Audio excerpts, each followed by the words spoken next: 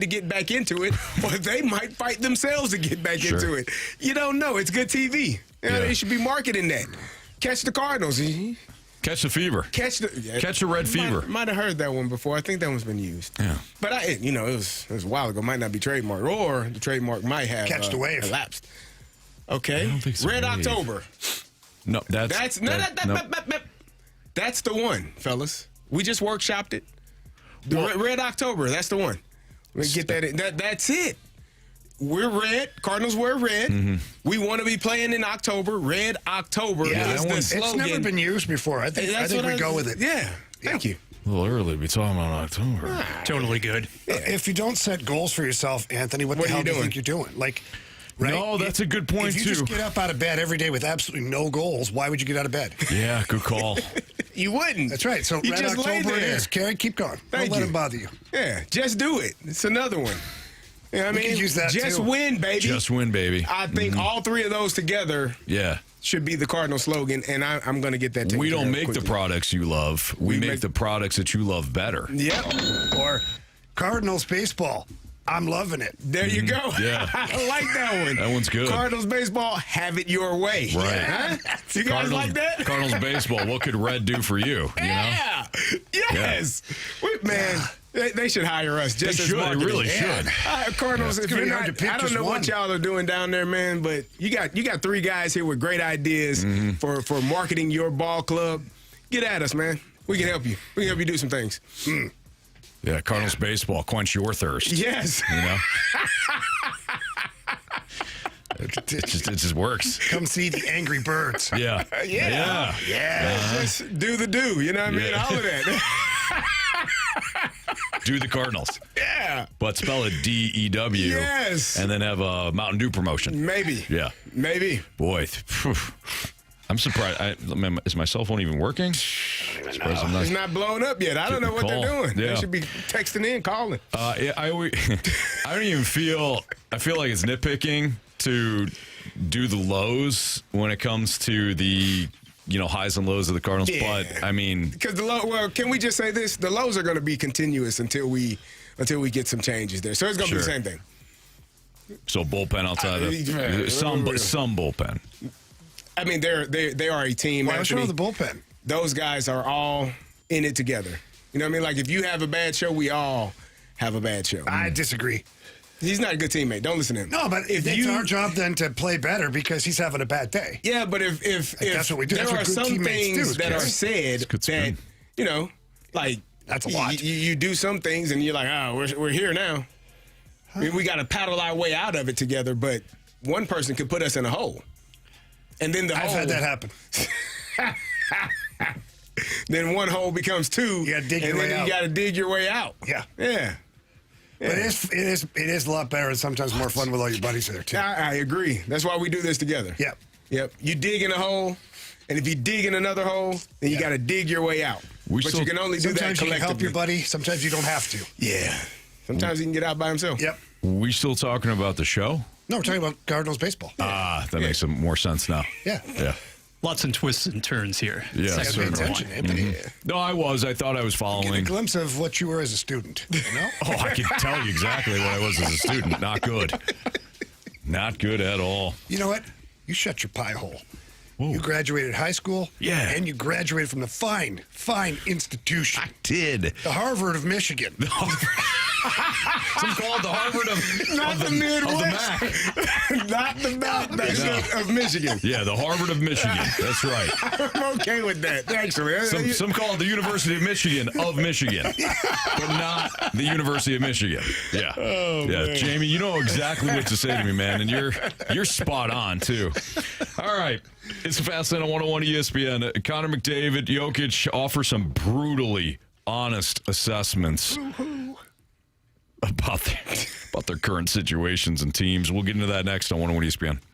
The Redbird Report, your front row seat to all things Cardinals. From the dugout to the diamond, BK and T-Bone go deep with the latest news, notes, and analysis. Watch the Redbird Report on YouTube or listen online at 101ESPN.com.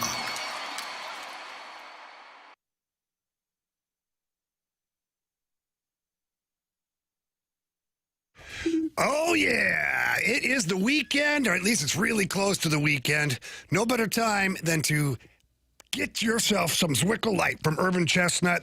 It is an amazing light beer. In fact, we will be giving out Zwickle Light at the Truck Norris reopening tomorrow. I'll be down there on Clayton Road from 12 to 1 p.m. Ice cold Zwickle Light available. Come down, check it out. If you haven't tried it, there's absolutely no excuse not to come by and check it out. You will absolutely love the beer. It is crisp, clean, refreshing. Only 95 calories, only 3.7 carbs, but packed full of great flavor. And right now, Urban Chestnut, they've got Squirrel Works as well. That's a new hazy IPA that is really popular. They just released it, and people are loving it. So make sure you find that as well before all of it is gone, and we got to restock everything. So again, that's Urban Chestnut. Visit them at urbanchestnut.com. Keep it light and keep it local.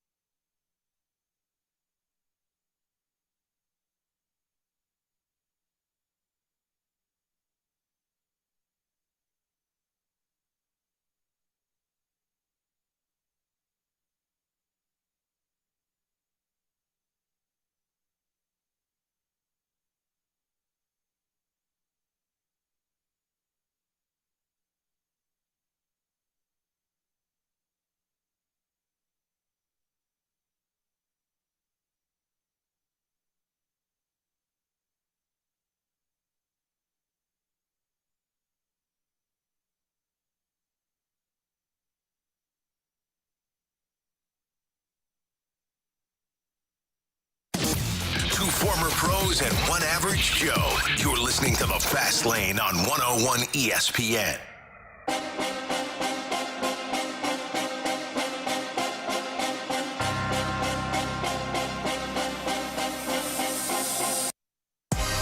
That's tough. We're an average team all year. An average team with high expectations, you're going to be disappointed. We just never found it. I mean, we just lost in the first half, so I think we are far away. Definitely, if we are Serbia, we will get fired. So the first voice you heard was Connor McDavid. Second voice you heard was Jokic talking about being in Serbia and being fired if you have the performances that they did. Sportsnet, ESPN with the audio. I don't know if you want to start with the hockey side of things here, guys, but since McDavid, we heard the voice first. So Edmonton is eliminated last night in a non-competitive game. The Ducks were up 3-1 in the first period. They cruised to a 5-2 victory in a game that did feel over after the first period. I know that Edmonton's got plenty of firepower. Jamie, I don't know if you felt like that at some point they were going to get back into that game, but for me watching it, it was I thought Edmonton was dead on arrival. So to listen to McDavid talk about the frustrating situation, getting real about the situation, I don't think either legacy, looking at those two players, I don't think either legacy took a hit last night. I think the Edmonton Oilers front office, you've talked a lot about this, Jamie, the way that the team was set up. The front office is under even more fire now today than it has been in ever before. It's got nothing to do with McDavid. Yeah, what a disaster. That's all I have to say. If you look at the roster from last year or even 2 years ago that the Oilers had, it was better than what they have now. And what they have now, they thought they were improving all along the way. Yeah. Let's just start off with the obvious. You're not telling me that you couldn't have used Broberg and Holloway on that team? You absolutely could have, yes. Philip Broberg would have been your number one defenseman, probably partnered with Evan Bouchard on the top pair. Dylan Holloway would have been a great secondary scoring. That's two guys you just let walk because you thought you had the solution in other players that were not equally as good, right. Nor do they profile to be even better than those two guys. You traded Stuart Skinner for Tristan Jarry. That's like crapping your pants and changing your T-shirt. It makes no sense at all. Like, you traded one guy. Did you just come up with that on the fly? I don't know, just the hamster. That's I got it. I got it instantly. Yeah. You did, yeah. So, that's where my head goes with that. Is like, did I crab myself? I better change my T-shirt. I better change my shirt. Yeah. Like, what? Yeah. No, how about you take care of the crab, which is your goaltending? So, if I'm Connor McDavid, I'm super pissed off. I gave you one of the greatest team deals in the history of the NHL, and you gave me Tristan Jarry? Jesus, Stan. Go sober up or something. Like, my God, it's just awful. Oh, man. So, yeah, Connor McDavid is pissed. He should be. He played through injury as well. He had tweaked his ankle early in the series, and he was still battling through it. For Tristan Jarry and Connor Ingram. Come on, Connor Ingram, a career backup goalie who was playing in the American League to start the year, didn't have an NHL contract. That's our guy. Stan said, yeah, give me some of that. Brandon Ingram would have probably been better.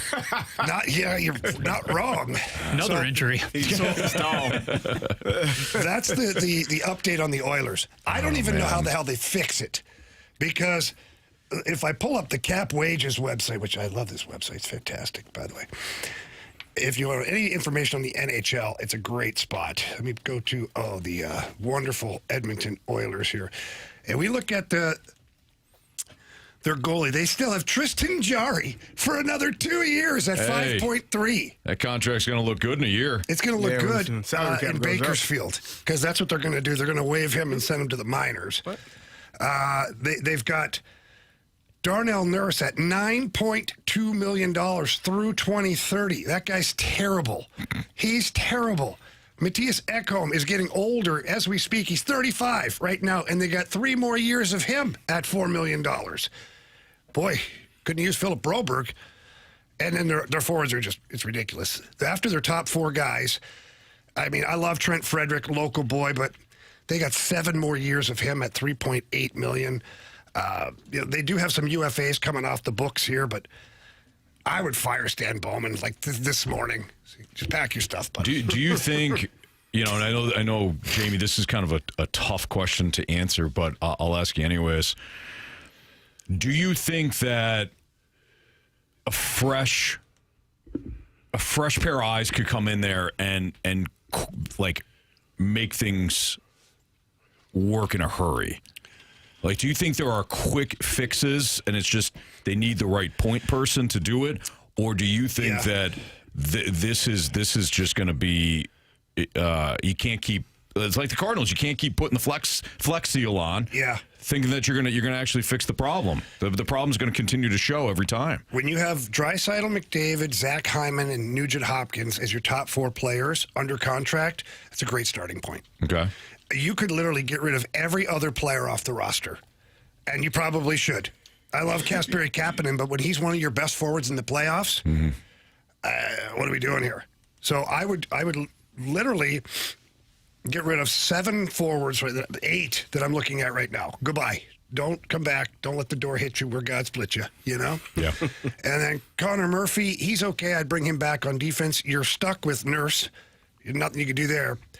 I would try to chip away at the defense, but the goaltending is the issue. I would be calling Jordan Bennington or his agent, or actually, he can't do that. I'd be calling Doug Armstrong and saying, hey, look, I'll give you a top draft pick, something. I need a goalie because this is a disaster right now.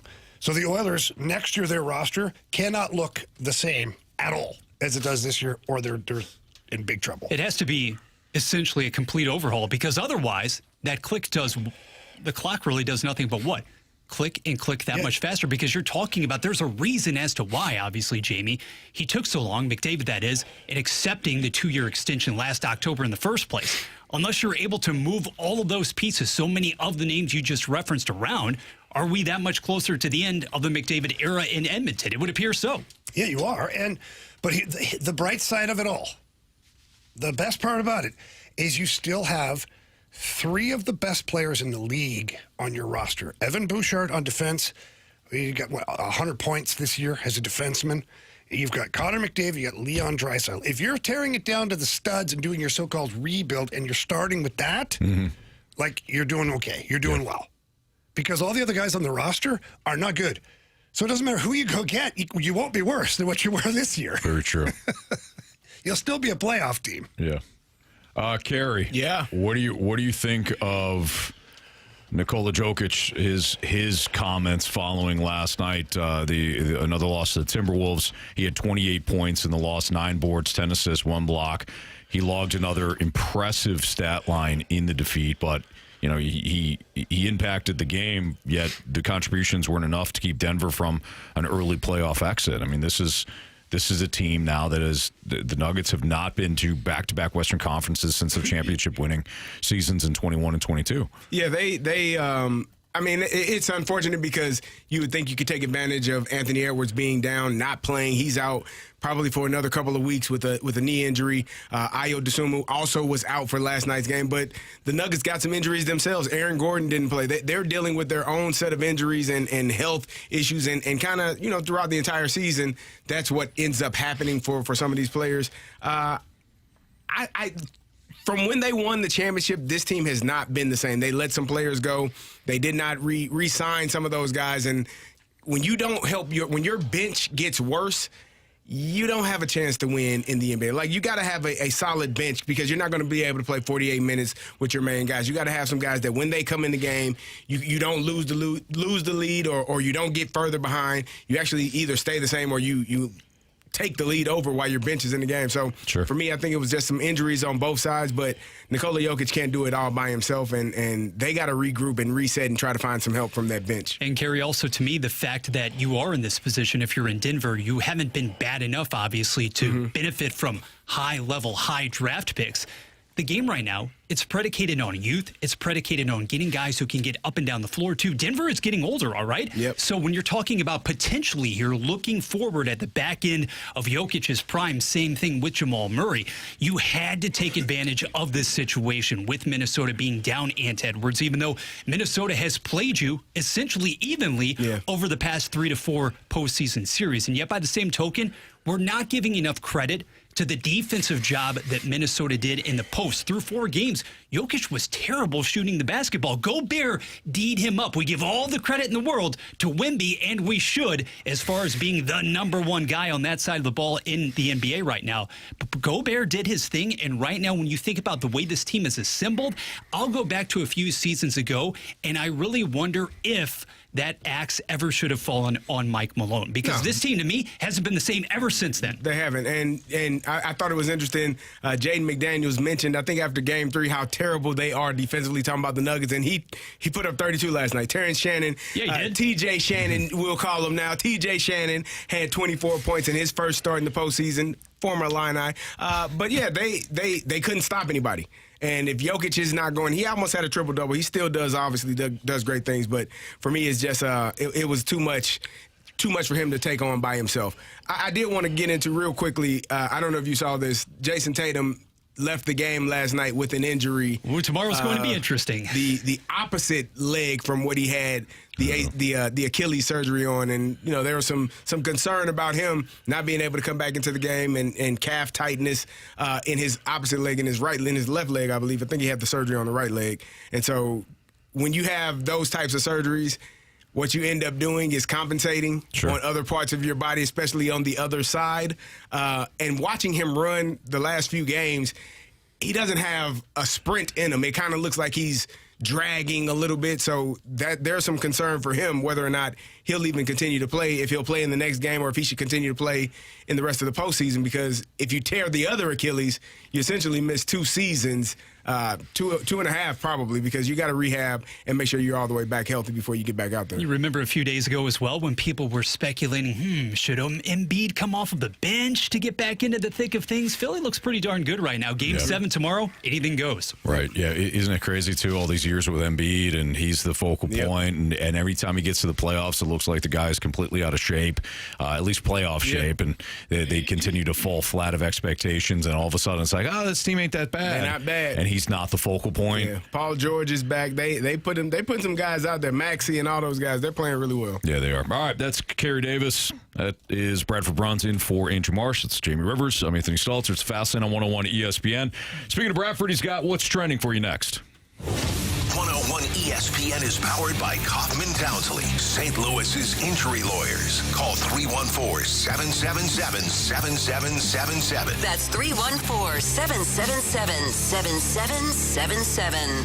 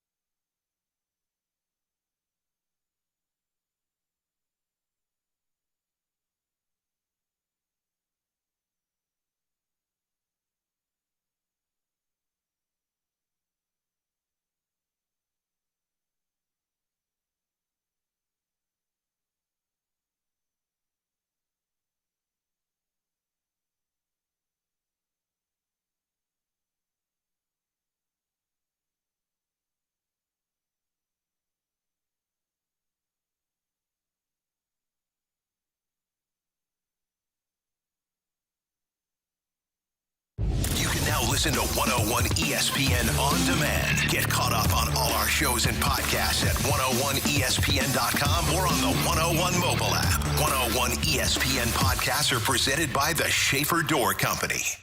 101 ESPN Sports Center. Cards back at Busch shortly. Good afternoon. I'm Bradford Bruns. This Sports Center update is brought to you by Universal Windows Direct. Tonight at 7:15 downtown, the Cardinals return to the Gateway City for the opener of a 3-game set against the NL West leading Dodgers. Shohei Ohtani and company in town after dropping the last 2 against Miami. The pitching matchup is going to pit Matthew Liberatore, still looking for win number 1 this season against Emmett Sheehan. Again, first pitch from Busch Stadium at 7:15. At 5:55 or so here on 101 ESPN, some AHL Calder Cup playoff action. St. Louis's top AHL affiliate Springfield will battle against Providence. The puck drop at 6:05 on your home for the note, and the Thunderbirds in the postseason. 101 ESPN. The Sports Center update has been brought to you by Universal Windows Direct. You'll be saying, I love my windows. Buckle up. This is the Fast Lane on 101 ESPN. What are the hot topics in the sports world? What in the wide, wide world of sports is going on here? Here's what's trending.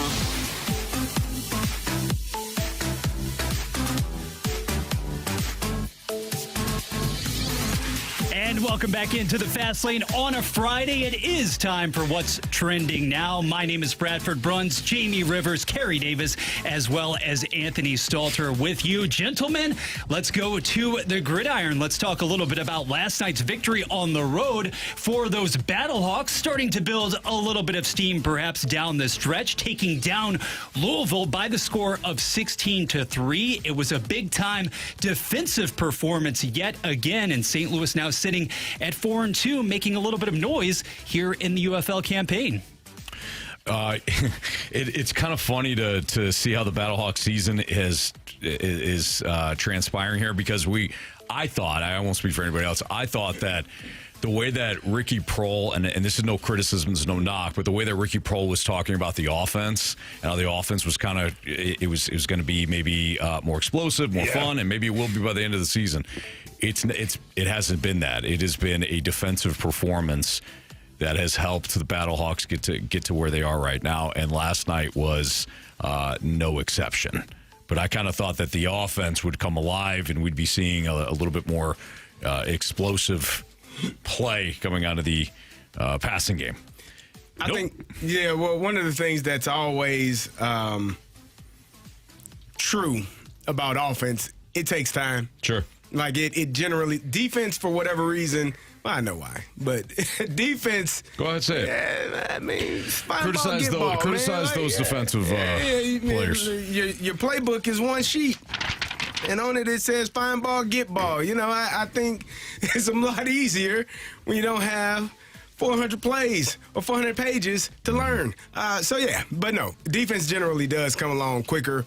The fact that they only allow 3 points, I think that's outstanding. And however you win, man, whatever you do, whatever you can do to find a win, hopefully the offense will get clicking, because you do need to you're going to have to score points and in some of these matchups, especially if you have aspirations of making it to the playoffs and to a championship. Sure. You have to have the ability to score, but as long as you can keep people from scoring, you're definitely going to be in every game. And look, this is I know I opened it up by talking about the lack of offense, but the defense, it tells the whole story last night. You had 6 sacks, you had 9 tackles for loss, you had only 166 total yards allowed. You forced multiple turnovers, completely shut down Louisville on key downs.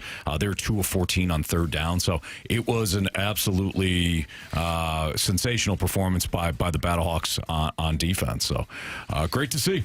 For the stretch run, you do wonder specifically about the offense. Last night, guys, when you're going for a 63-yard field goal attempt in the waning minutes of the game because you're trying desperately to put more points on the board, to that end, entering the game against the vaunted Kings last night was the first ever Derby Classic, by the way, guys. Did you see that? No. Leading off, Kentucky Derby weekend in that area, for what it's worth. I saw that there's going to be a tie into it, but I didn't see the Derby Classic. Yeah, a little fun note there. But the offense entering the game under Ricky Prohl entered the game last in the UFL. Yards per play. How about 6th in red zone touchdown percentage? And 7th in third down conversion percentage. There are 8 teams in the league. So we'll see what happens. Yep, moving forward.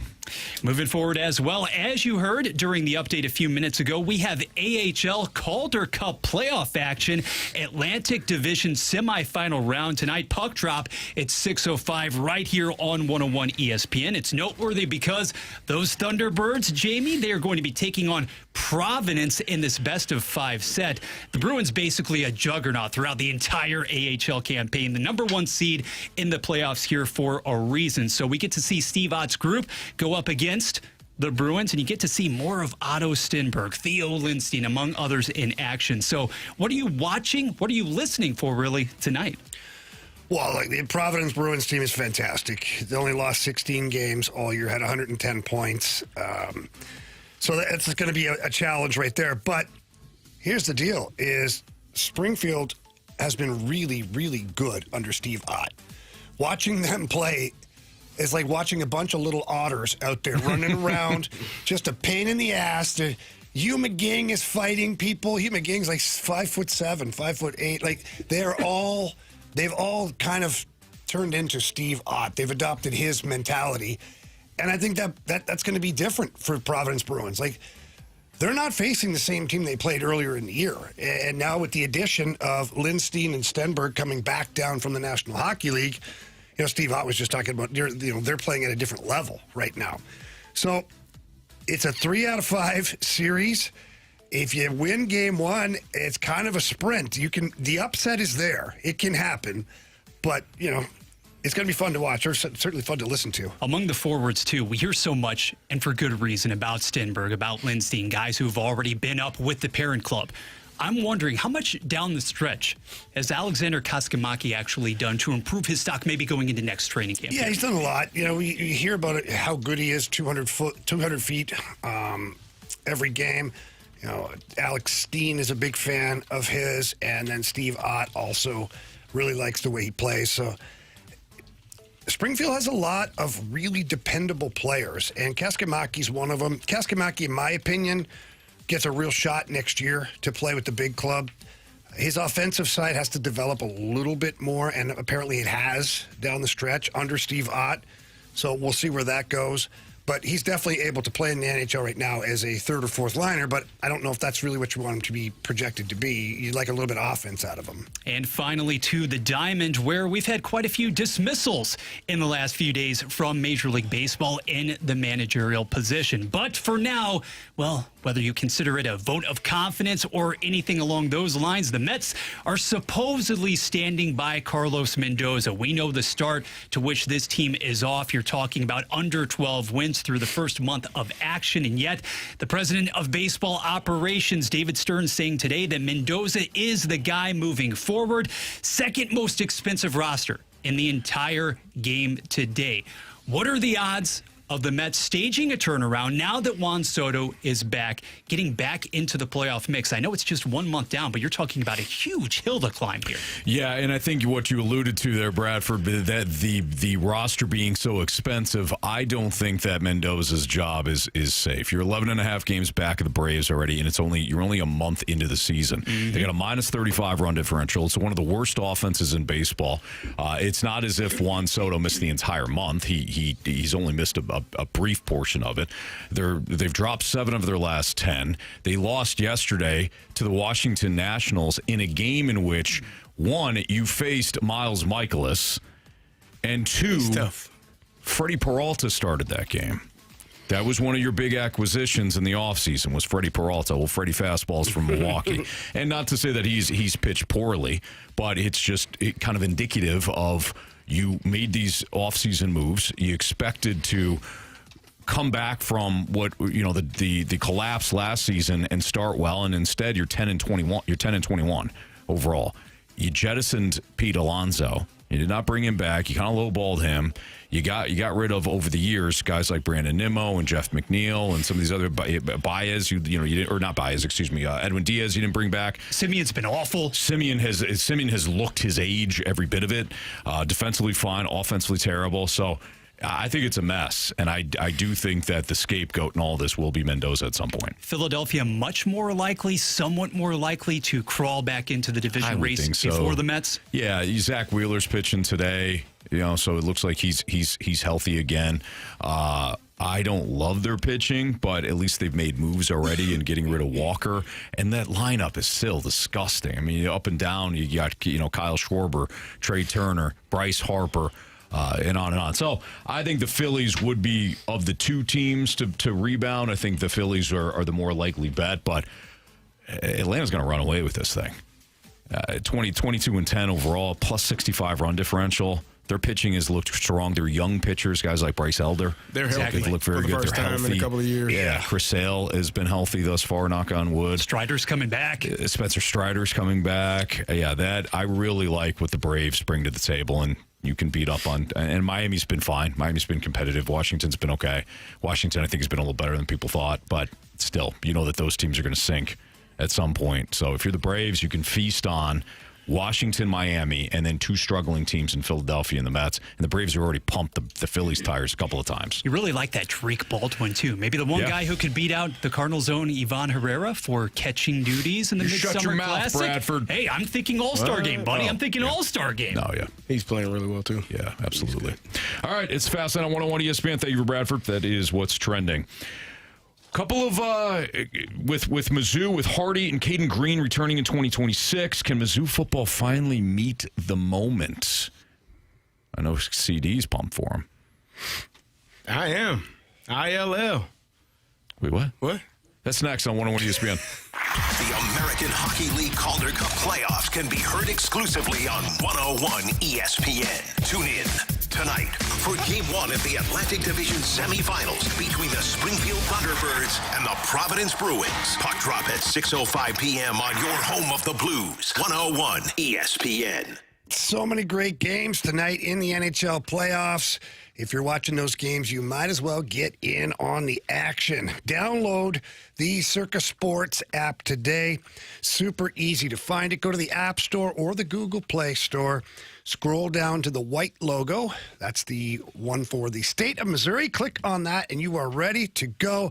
I think the Montreal Canadiens close it out tonight. They are minus 105 on the money line. I got the Sabres in a little parlay here, too. Minus 122 on the money line. And I'm going to go three-legger here. Vegas Golden Knights to win tonight, minus 115. All of those are available on the old Circa Sports app. They've got the player props available as well. I just gave you a parlay that's available. And they have the best odds of any app that is out there on the market right now. So download that app and start betting the way sports betting should be, which is with the Circa Sports app. It is awesome. You're going to love it. All you got to do is download and bet like a pro. And you can also visit circasports.com for any more information. You must be 21 or older. Gambling problem? Call 1-800-GAMBLER.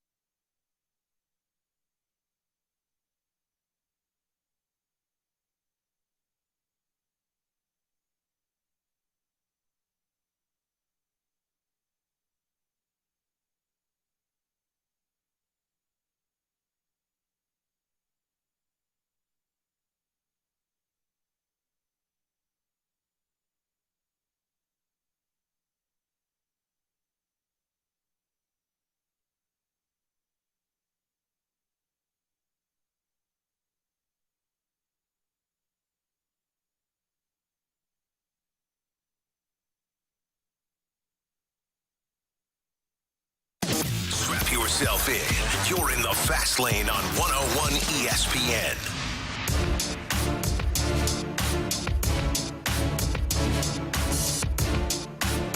It's Fast Lane on 101 ESPN. Jamie Rivers Carey Davis, Anthony Stalter, our guy Bradford Bruns, pinch hitting for Andrew Marsh. Well, you suspended Marshy for a day. I did. You only suspended me for 15 minutes. Did you know that, Bradford? Kid got out of line. I was not aware. Yeah, Anthony told him, don't read the text. He Marshy read it anyway, so he said, no, you're out. Bradford's in tomorrow. Yeah. See you Monday.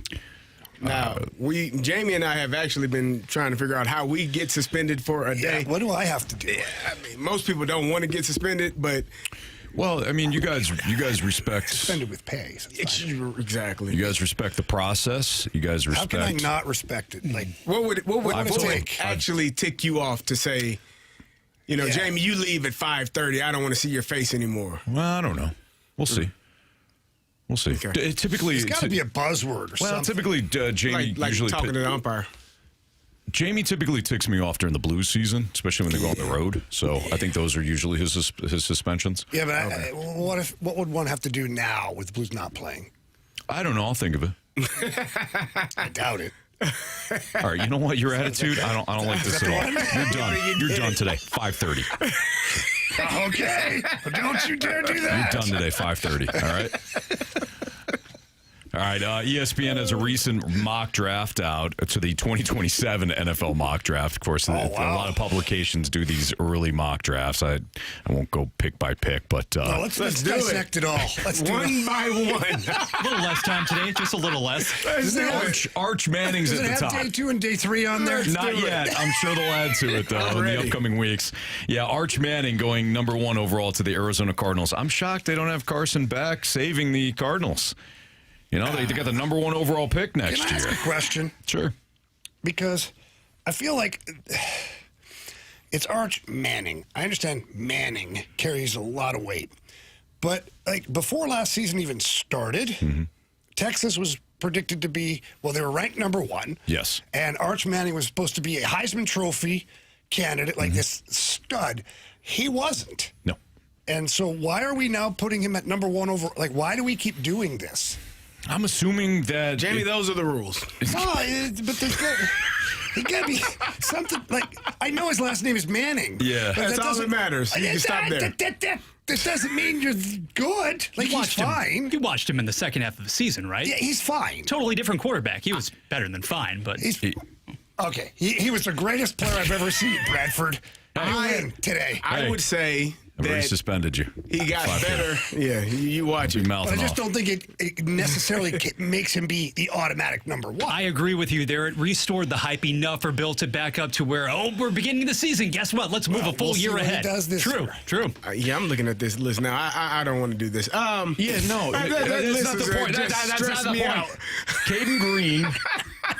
It's just a base. It's just a Anthony, get to basis. it, would you? Yeah, I'm trying. Okay. Cayden Green, talented offensive lineman for Mizzou. They got him going number 21 to the Detroit Lions. They got Ahmad Hardy, obviously the fantastic running back for Mizzou, going number 29 to the Baltimore Ravens. So, as the basis of this discussion, do you guys think with those two players back that Mizzou will meet the moment, so to speak, come through this season and dominate faces in the SEC? I love what Ahmad Hardy did last year. I think he runs the ball hard. He's one of the best runners in the country, not just in the SEC. I think he did a fantastic job, and I think Mizzou does a great job of leaning on him and giving him those carries.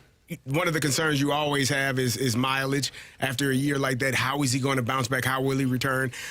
You got a couple of additions that I think are going to help in that. And Austin Simmons, quarterback from Ole Miss, and Caden Lee, receiver from Ole Miss. Like, you got some guys that, if those two guys can aid in the passing game and you can be effective, I think this will probably, and Bradford, you know better than I do, I think this might be the first time in a few years where you feel there is not a quarterback competition. Like, you don't know, you kind of know who is the guy going into the season. And I could be wrong. I think it's Austin Simmons without a doubt. But it's going to be interesting to see how well all those things click. And if you lean on Ahmad Hardy, I think he did a fantastic job if he can do it again. These guys should be surefire first rounders, okay? And if you expect Green to continue to develop, and make no mistake about it, guys, last season was not exactly the most impactful for him right off of the bat for a couple of different reasons. One, you had to kick him out to left tackle. He projects at the next level as a natural left guard. He did a pretty bang-up job, but he was also dealing consistently, persistently with foot issues. Ahmad Hardy, he can work in tandem at times in the non-con schedule with Jamal Roberts. That's the beauty of having a tandem in the backfield. But the biggest difference to me here, guys, as far as whether Mizzou can conceivably take that next step when given a pretty, at the end of the day, advantageous schedule, all things considered, for one more year. For one more year. Okay. But can you get some splash plays coming from the passing game, coming from the quarterback, to your point? Because even though it seemed a few years ago like a foregone conclusion that Brady Cook was going to be the guy, some in Columbia, they were clamoring at that time for Sam Horn. Correct. Austin Simmons has been named. He has been proclaimed as the starter for good reason. It's not as if he gave up the job. His poor play led to Trinidad Chambliss taking over in Oxford. Chambliss ran with it for injury-related reasons at the start of the year and never gave it back. If this turns out to be the guy as your lefty QB who can take the top off of the opposing defense, you've got threats in the slot with Caden Lee, as you mentioned, from Ole Miss as well. Caleb Goody, don't forget that name either. And then the sophomore in Donovan Olubade. The fascinating thing to me, Stoltz, is that this year, actually, in the early going, I can envision a situation, depending on how quickly you pick up on the intricacies of the Chip Lindsey system, of the offense maybe being a little ahead of the D. And I say that because I think it's going to be more of a work in progress.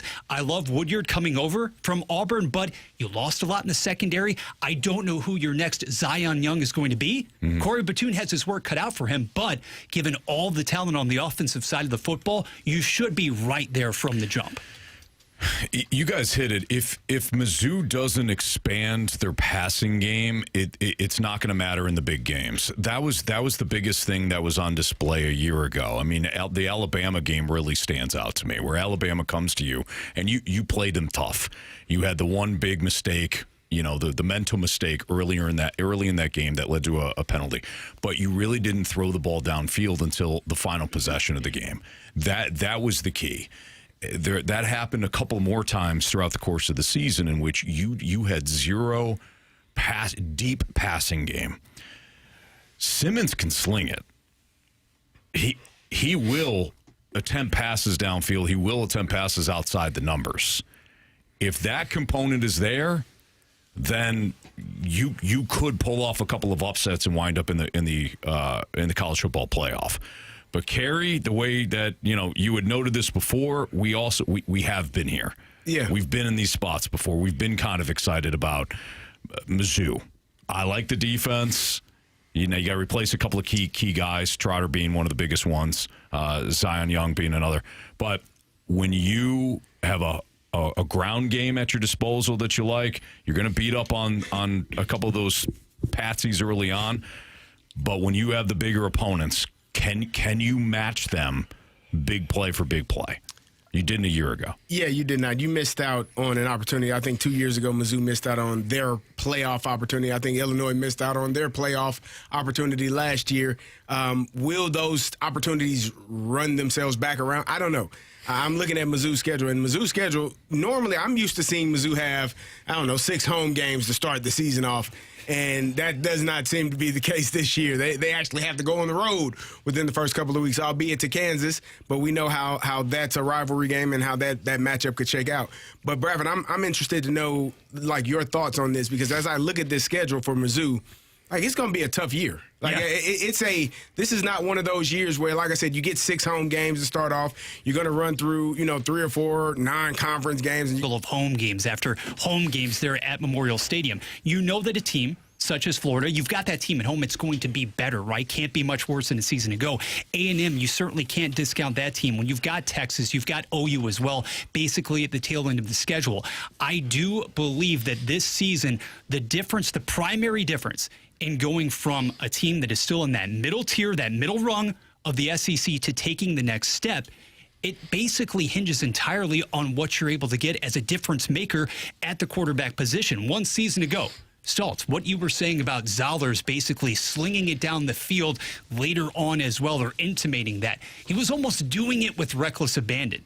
If you have somebody in Simmons who can not only throw the football, stretch it vertically, but move as well, your chances are markedly higher of actually snagging one of those victories against a big-time team and on the road too. But CD, I also am concerned about this if I'm a Mizzou enthusiast. At the beginning of the season, and don't take this for granted, no doubt about it, you're talking about the blindside protector of the southpaw Simmons. Right now, that question, right tackle, is a huge question. The left side is set. Is it going to be Atkins, eventually the guy from Arizona State? He's injured to begin the year in all likelihood.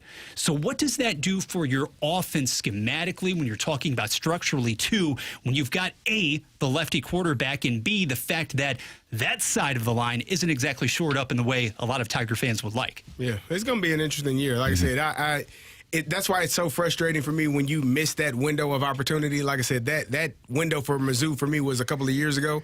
You had all of those pieces in place. You had Brady Cook coming back. You had Luther Burton. I always want to call him Luther Head. Luther Burton III. And so you had all of those guys there, and you missed that window. And again, Illinois, I feel like the same thing. So, you know, it's a rough go about it when you have all of the talent right there and you got to reset and readjust. But hopefully, you know, Simmons and Lee and all of those guys, and obviously Hardy, they can help get this offense rolling in the right direction. All right, it's Fastlane on 101 ESPN. Bradford, do we have a lineup out? Still waiting. The rumors. Okay. All right. Yeah. So we'll stay on track then. Should the Cardinals commit to Church on a daily basis, even when Newt comes back? We'll get into that next on 101 ESPN. Need more blues talk? Check out the Last Minute Blues podcast with Alex Ferrario, Donnie Fandango, and Jeremy Rutherford on 101 ESPN. The guys bring you the latest news and notes on your St. Louis Blues. Watch or listen to the Last Minute Blues podcast on our YouTube channel or at 101ESPN.com.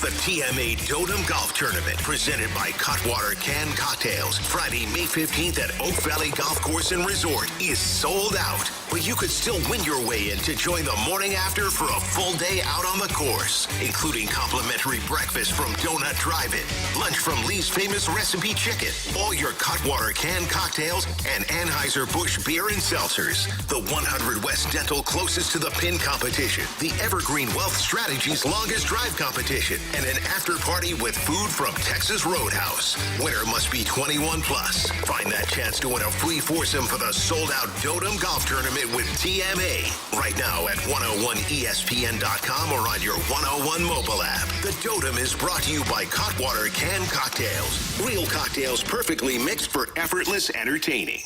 WXOS HD1 East St. Louis. 101 ESPN is driven by Auto Centers Nissan, home of the lifetime warranty and 30-day return.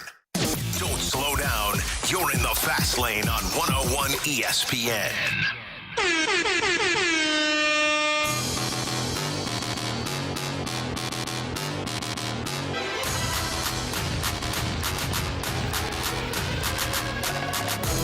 All right, tonight. Are you conflicted, Carey? No, go Cards. Okay. Oh, yeah, tough day for Carey. There you go, bud. So the Dodgers come to town. Emmett Sheehan will take the hill for said Dodgers. Matthew Liberatore will oppose him. Sheehan, a right-handed pitcher. So why don't we play that lineup game, boys? Let's do it. All right. Bradford, go ahead and show us J.J. Weatherholt. What's the best kind of firework to buy? Wouldn't you like to know, Weather Boy? Show us Ivan Herrera, please. What's your favorite position? Designated hitter. That's cool with me. It's not my favorite, but I'll do it for you. It might be Yvonne. They call him Yvonne on the radio. What the hell? I'm just saying, man. I heard his teammate call him Ivan. I heard this changes everything now, Carey. John Rooney what the knows hell? guy. They call him Yvonne. We got to get the guy other day on. he stressed it out. We have to get just him because, on air. Just because Jordan Walker called him Ivan, we changed everything for Carey. I'm just telling you. I don't know. I haven't spoken with him directly. I get him on the horn. Good luck. I don't know, right? Let's see what I can do. Whatever. I'm going to make some things happen. We'll get him on. Yeah, Bradford, just go ahead and show us Alec Burleson. Yeah. He's not some magic star. What? You're insane. He's a huge star at this specific sliver of time. Yeah, go ahead, Carey, with your Ivan here. Show us Jordan Walker. That one touched the ground. That one touched the ground. What's going on there? I'm just fixing something that's been bugging me. Wait a minute. What have we here? Show us Nolan Gorman. We need 38 home runs, 120 RBIs. I'm ready to go in, Coach. Just give me a chance. I know there's a lot riding on it, but it's all psychological. Show us Mason Wynn. Shortstop. That's right. Now and forever. Forever and ever, shortstop. We aren't in the top 10. Wait. This is bull. He's the best in the business. Best arm in baseball. Nathan Churcher. Sure. Go for it, CD. Why do you want me to do it? I want you to do it. Show us Nathan Church.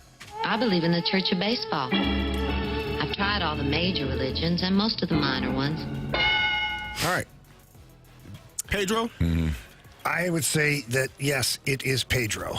Show us Pedro Paez. Now, you see what I did there, kids? I didn't even try to go for that ball. Most coaches will tell you, drop down, try to block the ball, but that's dumb. This position is called catcher. It ain't called drop and block the ball like a Like that one. Okay. Jamie, go for it. Show us Victor Scott II. Feels good going fast. I guess I was going about 65 tops. Run that thing, Bradford. 100% success rate, guys. Leading off and playing second base, the rookie standout J.J. Weatherholt. Then it's the DH Ivan Herrera, followed by your right fielder, first baseman, that is, Alec Burleson. Then the right fielder, Jordan Walker. Third baseman and number 5 hole hitter is Nolan Gorman. Shortstop, Mason Wynn. Then Nathan Church in left field. Pedro Pajes behind the dish. And rounding it out in center field, Victor Scott II.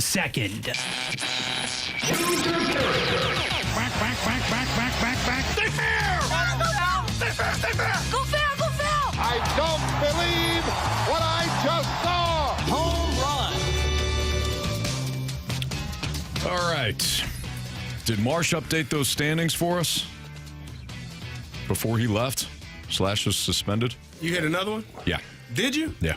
Good for you, man. Yep. I see him right now. Everything Gorman. was updated. No, yeah, to my Weatherholt. knowledge. I had 2. I hit 2 this week. Jamie, fact check. Gorman, Weatherholt. Can't remember. Marsh has got 8 points. I've got 6. Jamie with 5, and Carey with 2. Yeah, he did. He had it. Thank you. All right. So, anybody got Marsh's? What did Marsh say? I don't know. You want the honorary pick? He has Nathan Church. For a home run?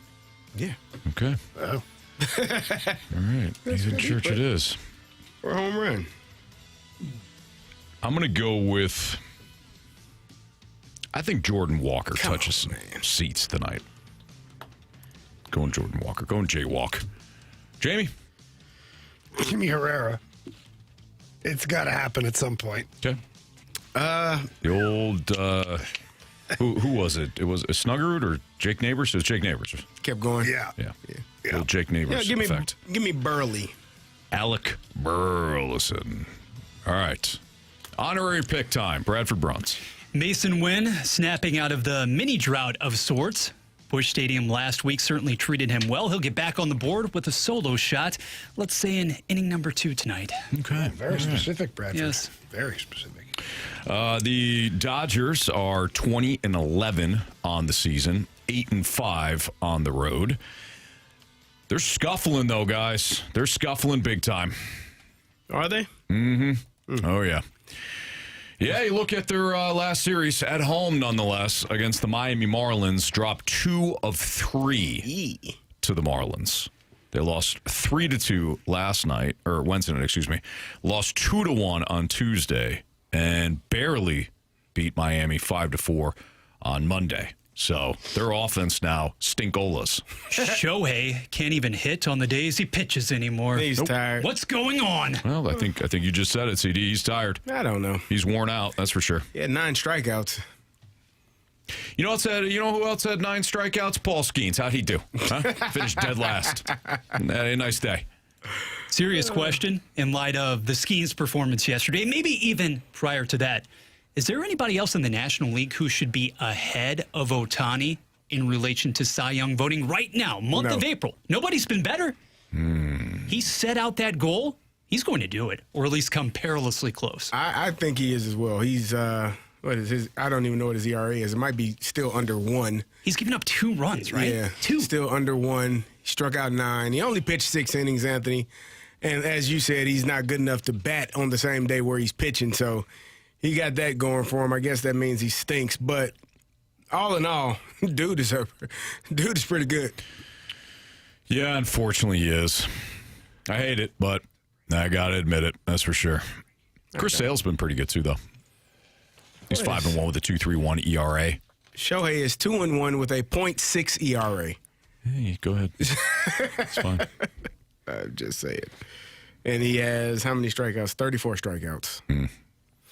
Jose Soriano, while he pitches in the American League, Jose Soriano has been the story. Pretty darn good. For, again, the American League starters. He's got a 0.84 ERA. He's 5-1.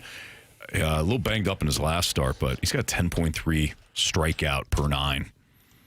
Been pretty good. That's good.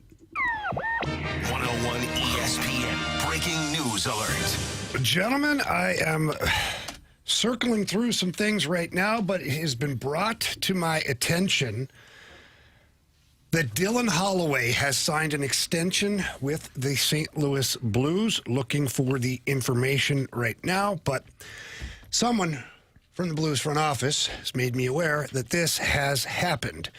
So we will continue to look for details on that. And here it is, right here, 5-year extension. St. Louis Blues President of Hockey Operations, Doug Armstrong, announces a 5-year contract extension for Dylan Holloway. So you know what?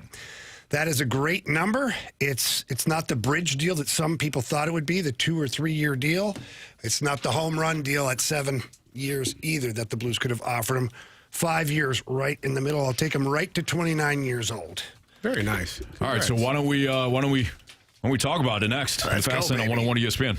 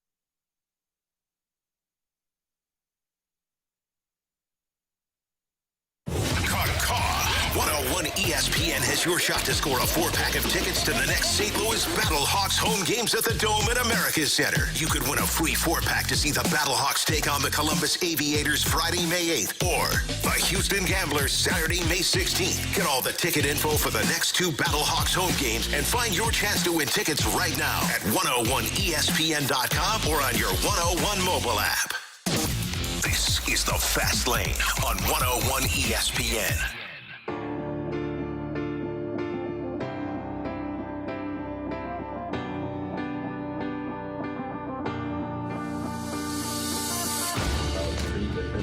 Kind of wild 2 years ago, but obviously I'm very thankful to be a Blue, and I want to be a Blue for a long time. So to exciting, but it's kind of out of my hands now. It's up to my agent and our receivers. But I want to be moved for a long time, and I'm confident that we can get something. So that was Dylan Holloway at the end of the year saying that he wants to be a St. Louis Blue for a long time, and now he will be. It's Fastlane on 101 ESPN. Carey Davis, Jamie Rivers, Anthony Stalter, Dylan Holloway, as the Blues have announced today, has agreed to terms on a 5-year contract extension with the Blues. I don't know what the exact numbers are as of right now in terms of the contract, but honestly, I don't think it matters. I think it'll be in the $8 million range. I think so too. Somewhere in there. You know, Holloway, 24 dressed. He's only 24 years old, which is kind of amazing. I mean, to get a player, again, just to go back for a second and discuss what Doug Armstrong did to the Edmonton Oilers, stealing two players and leaving the Oilers with an absolute mess of a situation, as we saw in the first round against Anaheim. But not only that, to get two players that, I mean, he's 24. He's just entering his prime. Dressed in 59 games last year for the Blues, ranked second on the team with 22 goals, while his 51 points was second. It looks like the deal is going to be, the AAV is going to be 7.75. And Cat Dad Gamer in the Snake Pit also just noted that. JR tweeted 7.75 million average annual value. So that's amazing. Great stuff by the Blues. If Holloway can stay healthy, you never know what a contract's going to look like down the road, right? But right now, in this moment, signing him to a deal like this, if he could provided he stays healthy, I think he's going to be worth every penny. Well, imagine had he stayed healthy and contributed at the pace that he had been contributing 2 years for the Blues. You look at 63 points in 77 games. Last season, 51 points in 59 games. So let's just say he would have been close to a point a game. You probably would have been looking at like $9-10 million a year. But because of the situation, Army and Steiner, I think, were fair with giving him a really good chunk of change, but at the same time, probably noting to the player and the agent, you know, this is a good raise for him, but he hasn't been healthy yet for a full season. Right. So let's play a little game of give and take here a little bit. And if you're Dylan Holloway, you have an opportunity to either take that or play it out and see what happens, right? Well, imagine he's going to be 29 years old when this contract expires. Be able to do it again. He'll be able to do it. If he's putting up 80 points a season, then you'll be laughing. But I think this is a great deal for Dylan Holloway. So happy for him. You'd laugh at him, Carey. I don't know who you would compare him to in football, but this kid is like a hockey junkie. Yeah. He gets to the rink and he gets his sticks and he stick handles a little ball. Then he grabs his gloves and checks his sticks and everything is just like hockey. Goes and shoots pucks in their little shooting area that they have down by the locker room and sticks around after. And he's just a great kid. And he wants to be a great hockey player. So he's driven.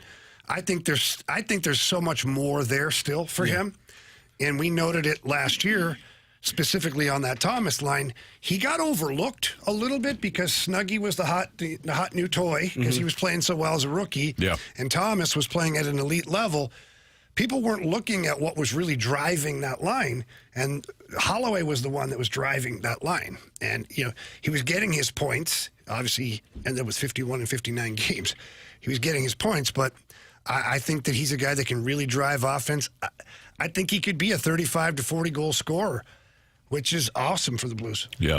So when it comes to, you know, kind of the where he could, like where he plays, where he best fits, how that impacts everything else, what do you think? What do you think the short term like ramifications are? What do you mean? Like in terms of where we know where he's going to play. He's going to play in the top line, but like the domino effect now that you've got him signed. Well, it solidifies your top line right now.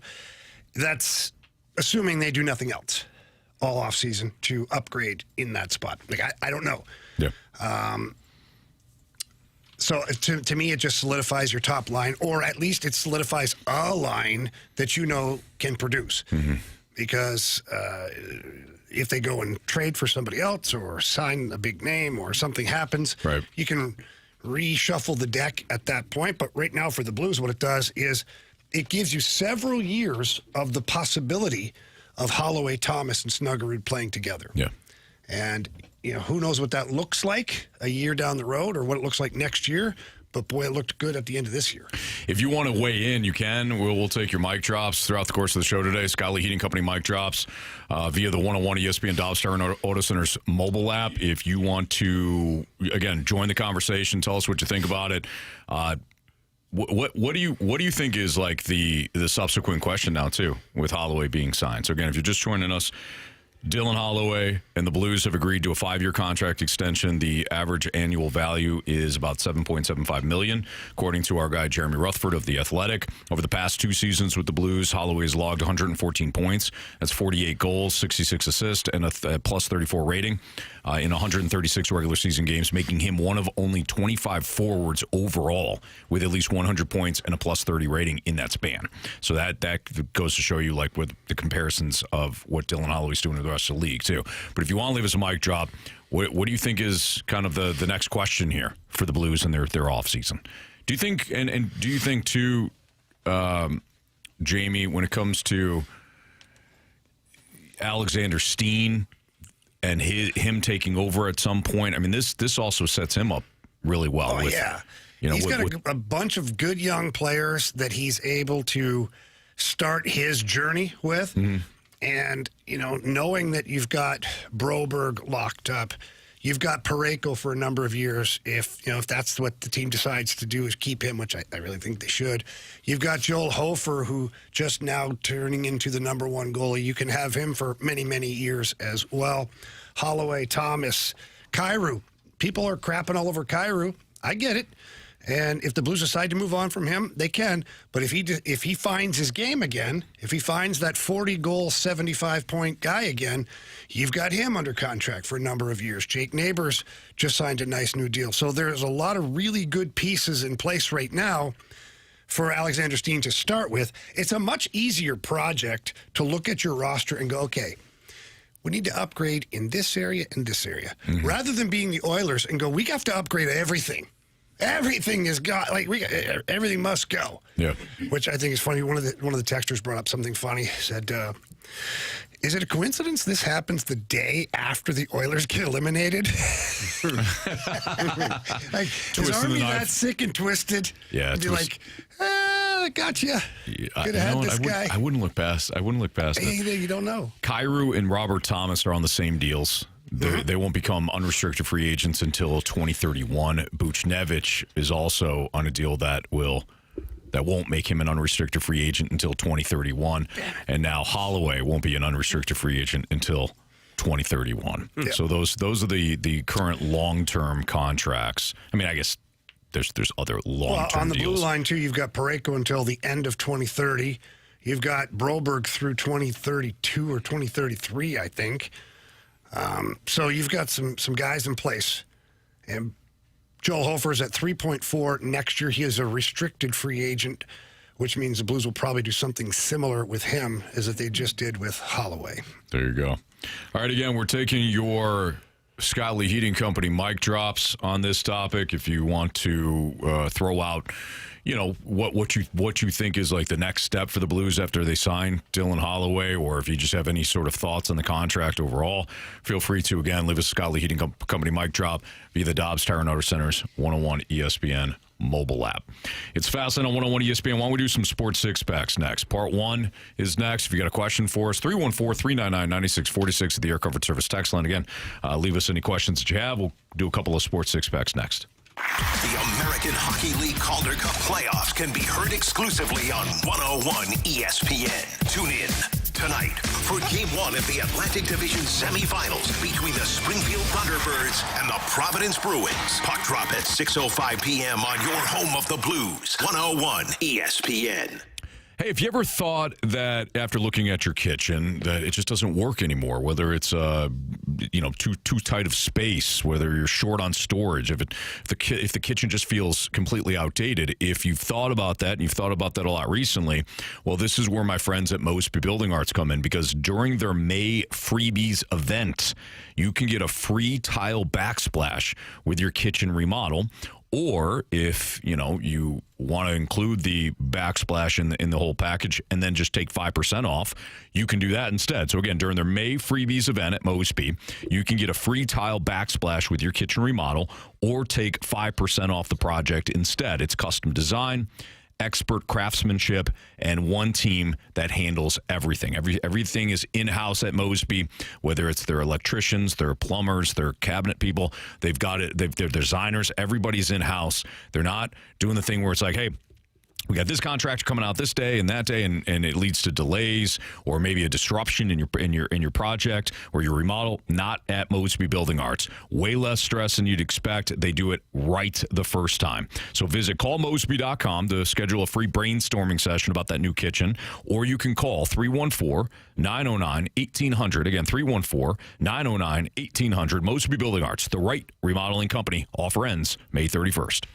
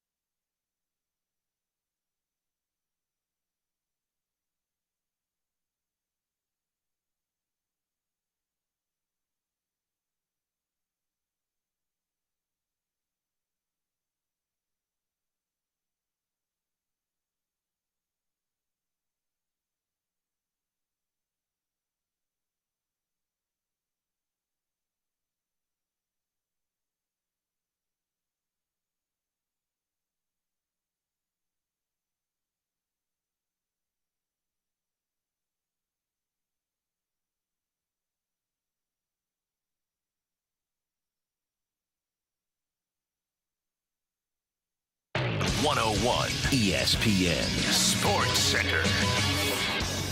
Blues hang on to Holloway for the long haul. Good afternoon. I'm Bradford Bruns, your Sports Center update brought to you by Saliga Heating and Cooling. About 20 minutes ago, the Blues making it official. Forward Dylan Holloway has been inked to a 5-year contract extension, according to Jeremy Rutherford of The Athletic and 101 ESPN. The AAV sitting at $7.75 million after the Olympic break. Holloway netted a total of 34 points tonight at Busch Stadium. Meanwhile, the Cardinals opening up a 3-game set against the visiting LA Dodgers. The mound matchup pitting Matthew Liberatore against Emmett Sheehan, and lefty reliever Jared Schuster has also been promoted from AAA Memphis, while Luis Peralta gets designated for assignment. Hunter Dobinson back down as well after yesterday's Cardinals debut in that win over Pittsburgh. The SportsCenter update has been brought to you by Soliga Heating and Cooling, a Daikin heating and air conditioning dealer.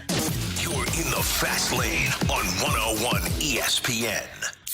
I have a question. It's time for the fast lane to answer your sports questions. I want to ask you a bunch of questions, and I want to have them answered immediately. Asking me all these weird questions. Answer the question. Answer the question. Answer me! Refreshed by Urban Chestnut. Urban Chestnut Swickle Light Premium Light Beer. Live your lifestyle, St. Louis. It's a Fast Lane on 101 ESPN. Carey Davis, Jamie Rivers, Anthony Stalters, Bradford Bruns with question 1 from the Air Comfort Service text line 314-399-9646 for part 1 of the Sports Six Pack. Question number 1.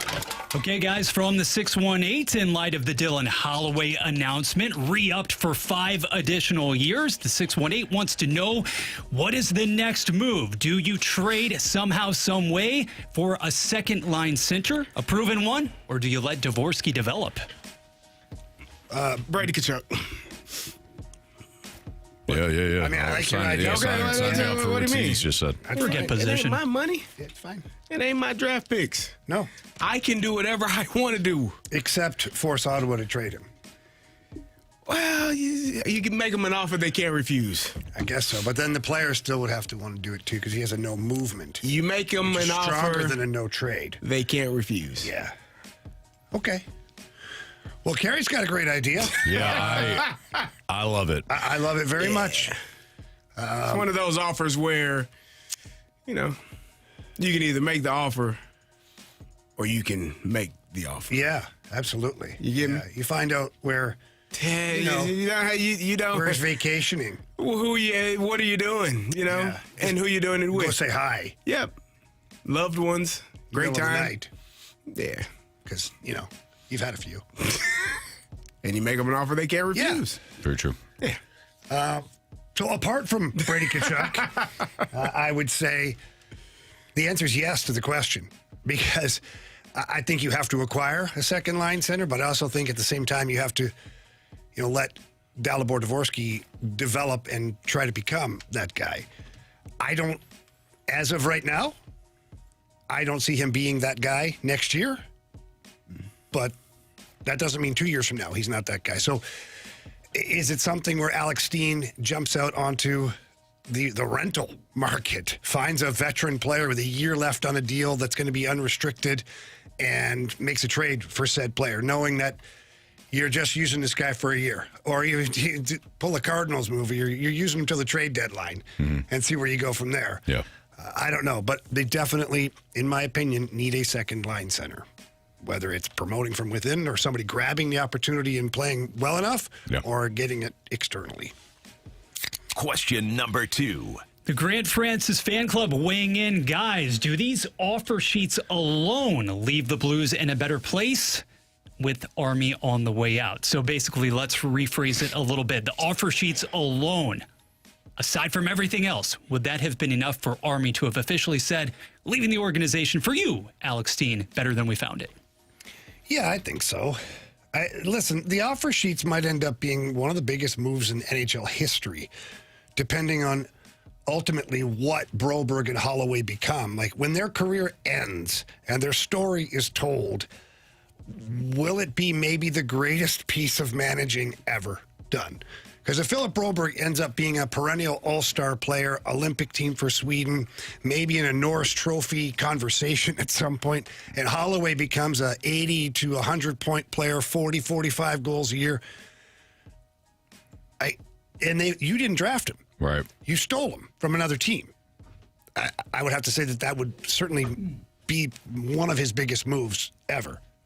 Yeah, absolutely. So, yeah. 100%. Until the whole Tkachuk thing. Yeah, I was thinking McDavid. McDavid. Now you want McDavid. Could be available. You know what? Let's call Stan. What are we doing? Stan's an idiot. He might just give him to us. So trade him one of our backup goalies from Springfield. Sign him up. Just not right now. Got a big series to win. Oh, yeah, well, I would even do it now. Right now. Sorry, Otter. Sorry, Otter. I think he would understand. I think he'd be fine with it, yeah. Question number 3. Once again from the 636, Dallas, having been eliminated last night by Minnesota, seems to have painted itself into a corner with Jason Robertson. What are the odds he moves? And if so, what kind of package could the Blues maybe put together for him? Yeah, that's a tough one. I don't think he goes anywhere. I mean, he's 26 years old, making 7.7. He's going to want to get somewhere around 11, 12 million. I think the Stars are going to have to pay him. I mean, everybody acts like, oh, they're going to have to pay him. Well, he had 45 goals this year. He had 46. 2 years ago, he had 46. The year before that, he had 41. Like 109 points a couple of years ago. 96 this year. Oh, no, we're going to have to pay him. I don't see Jim Nill screwing this up like Stan Bowman would. I think that Jim Nill is one of the best in the business, and I think he gets that deal done. By the way, you guys, I'm sure you didn't see it. I saw a video of it. But last night they had the camera on Bill Guerin, who is the GM of the Minnesota Wild, and his staff were up in the GM box watching the end of the game as their players were shaking hands and whatnot. And in the background, out of nowhere, the door opens, and it's Jim Nill from the Dallas Stars. Went in to shake all of their hands and congratulate them on the series. So, first class, man. Yeah, absolutely. I mean, that's got to be extremely tough, especially given the Stars' recent playoff history. I mean, that's another team. We don't criticize them like we criticize Edmonton or Carolina, but that is another team that has been almost like a Milwaukee Brewers type, where they've had so much regular season success and they just can't get over the hump in the postseason. And hey, there's the Western Conference is stacked. There's no criticism here when it comes to the Stars coming up short, but that is the reality of the situation. So I will say this. There's a person that I know very well that will remain nameless, told me halfway through the season, said the Dallas Stars will not win anything as long as Jake Ottinger is their goalie. Well. Said that he crumbles under the pressure. He's not a big-time player, does not like the limelight. When the lights are brightest, you don't like that. And I'm not blaming him for the loss, but it's just kind of wild that here they are eliminated again by Jake Ottinger and by the Wild. I realized it as it was going on. Yeah. Yep. Pun intended. By the way, just some updates here in terms of the series. So now tonight, since the Sports Six-Pack has started off NHL heavy, Lightning and Canadiens first round matchup, Game 6 tonight. Montreal leads that series 3-2, so Montreal could close things out on their home ice tonight in Canada. It's going to be bedlam. The Sabres can close out the Bruins series, although they would have to do so on the road. That game is also tonight. And then the Golden Knights can close out their series with the Mammoth, but that would have to be in Utah.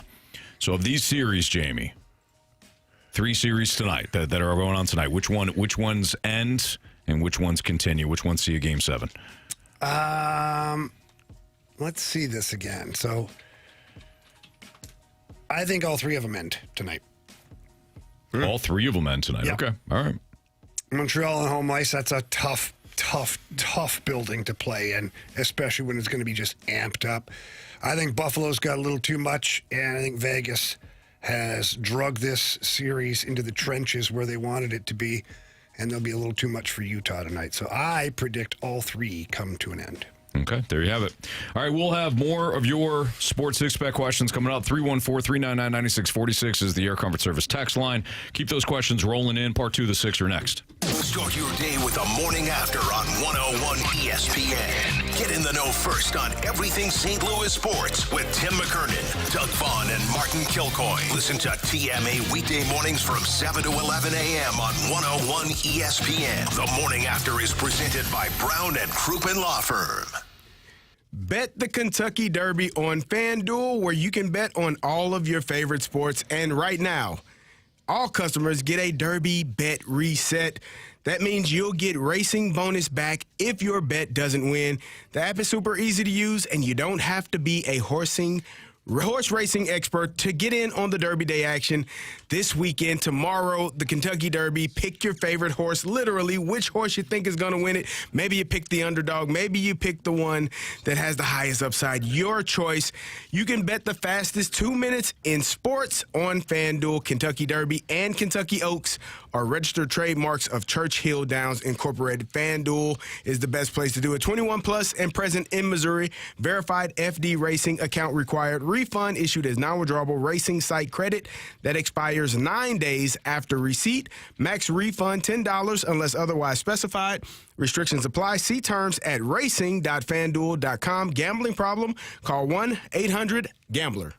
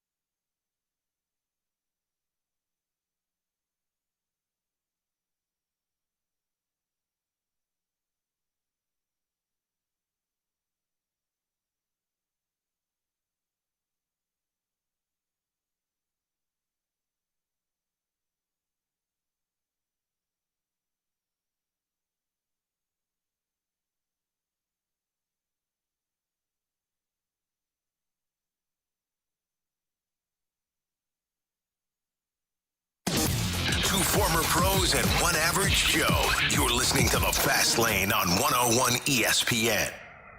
I have a question. It's time for The Fast Lane to answer your sports questions. I want to ask you a bunch of questions, and I want to have them answered immediately. Asking me all these weird questions. Answer the question. Answer the question. Answer me! Refreshed by Urban Chestnut. Urban Chestnut Swickle Light Premium Light Beer. Live your lifestyle, St. Louis. All right, time for part two of the Sports Six Pack here in the Fast Lane on 101 ESPN. Carey Davis, Jamie Rivers, Anthony Stalter. Here is Bradford Bruns filling in for Andrew Marsh. He's got question number 3. Question number 4. 3-4. Hey, 3-4. We were absolutely pelted by the pucks for the first 3 questions. So for this one, I almost feel a bit awkward about doing it without Marshy. But here we go. From Low Life Dad. From this season's, off seasons, NFL squads, give us the best new uniform that you've seen unveiled from Washington, Tennessee, Baltimore, the Rams, or Stultz, your Falcons? I think it's got to be the Titans. Titans. It's always the Titans. Yeah. Well, I thought their previous uniform was just tragic. No? Yeah. I mean, just a combination of blue mess, you know? Not a fan. Let's just look at all the blue color. Let's just look at the color palette, look at all the blues, and then try to jam those blues into the uniform. And that's what we got. And then slap a sword on the helmet. That's what the Titans were previously. Then they said, hey, we had a pretty good thing going when we were in Houston. That uniform was sweet. Yeah. So why don't we go ahead and fire the clown that put together this blue puke fest, and why don't we just go back to the uniform that we had before? But this, I mean, hands down, it's the Titans. Nobody else comes close in the new uniform. I won't disagree with that. I'm not disagreeing at all with that. You hate the Falcons. I don't hate the Falcons. You hate the pants. You hate the colors. I hate it all. Don't listen to Jamie. You can like your team. It's okay. It does not. They're terrible. It does not. I prevent gave my them, opinion on it. It doesn't prevent them from winning. Georgia, I'd go watch the Georgia Bulldogs. You know, it'd be better. But if they could have went the Georgia route. I heard you, CD. You're not slick. Go ahead. Say your piece on this. I'm just saying. I like Georgia. I like Atlanta. I like what they did. I think what they did was fine. I hope they keep the red helmets. They didn't keep the red helmets. They need the red helmets. They should have the red helmets. They went black helmet. Man, well, I like the red helmet. But I mean, you know, the red and black for Atlanta reminds me of Deion Sanders, man. Back to that's the roots. The only thing on that field that reminds you of Deion Sanders right now. They got two Terrells. I mean, neither of them will be Deion Sanders because he's one of one, but they got two of them. I like Atlanta, man. You get back up off my team. Okay? Listen to him. You back up off my former just hyping team. up Georgia 2 seconds ago. You back up off my former team. Their uniforms. Listen, the uniforms are fine. They're fine. I would have preferred them go with the keep the black jersey, the black helmet, red jersey. Like nothing else being, black about the uniform doesn't make any damn sense to me. But it's fine. It's not ugly. It's just like okay, what they had before wasn't great. So but the Titans uniforms are great. I love the Titans uniform. In Washington, I mean they're fine. What do the Rams do? The Rams, it looks like they did nothing. Yeah, that's same Rams new look. I'm looking at it now. So instead of like that bone marrow look that they had, they went with the whites, right? That's basically it. Just a little tweak for Ty, yeah. Okay, yeah. No, it's the Titans, 100%. Yeah. Question number 5. From the 314, guys, did you see the news about the new Duke Amazon partnership? How much could this change the streaming game when you talk about NIL opportunities for the Blue Devils? I heard about them playing a couple of games on Amazon. Was it 3 games? 3 non-conference, neutral, big matchups, though. I mean, you can find money. You're going to find money, especially if it can impact your finances and how you pay these players. I think it's a great idea for Duke. This is talking about Duke basketball, not Duke football. Yeah, I was about to say. Just so we are clear. I didn't want anybody to be confused. We can keep our quarterbacks now. Yeah, no, not that Duke. Darian Mensah is gone. Other Duke. He's out of there. Don't worry about it. That team played for a conference title. Oh, man. They did. In the dumbest way possible. Didn't, no, that was weird. Almost cost Miami its opportunity to eventually get to the national championship game because your goofy ass conference rules. That was weird. That was really weird. But fortunately, Duke got in to the ACC title game and won because Miami clearly, and we all knew it, Miami clearly was the best team in that conference. And the only team in the ACC that should have represented that conference in the playoffs. And I was a little disappointed, but I think the committee got it right. I looking back at it, they did everything right. Miami proved themselves worthy of being the only member of that conference to make it to the playoffs, and they went all the way to the final game and came up short. All right, last question there, Bradford. Question number 6. And let's put a bow on this topic for right now from the 573. If Holloway and Broberg eventually help the Blues raise that Stanley Cup, how much more of a fleecing is that with the old offer sheets than what Army pulled off to bring in Ryan O'Reilly? Compare, contrast. Yeah. O'Reilly was the last piece that Army thought the team needed to win a cup. Obviously, he was right. Whereas Broberg and Holloway are the first pieces of what I would say accelerating your retool/rebuild. Yeah. So completely different situations. But again, I'll go back to what I said just a couple minutes ago. At the end of their story, when their careers are over, like we'll really know how much of a fleecing it truly ended up being. As of right now, it's still one of the best deals Army's ever done, and in fact, it might actually eclipse the O'Reilly deal because you're going to get many more years out of these two players, way more than you got out of O'Reilly. Sure. So, and two players, not just one. So this might be Army's finest work. Yeah, I think if we're going to do the comparison, compare and contrast there, it's got to be the offer sheets to Holloway and Broberg, because it was at a time where you really needed something like that to jumpstart the rebuilds. And if that winds up being, if they wind up winning a cup, even more impressive because it was an outside the box move.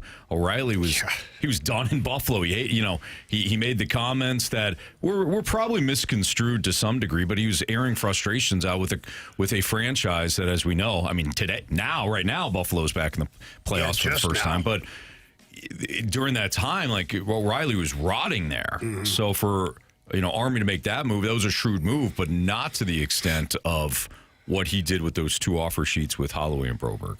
One more for you, Jamie. With Braden Shin, Justin Falk obviously having departed, this news now, the confirmation that Dylan Holloway is in place for 5 additional years. So much conversation obviously surrounds that next group, the next crop of leaders for this team.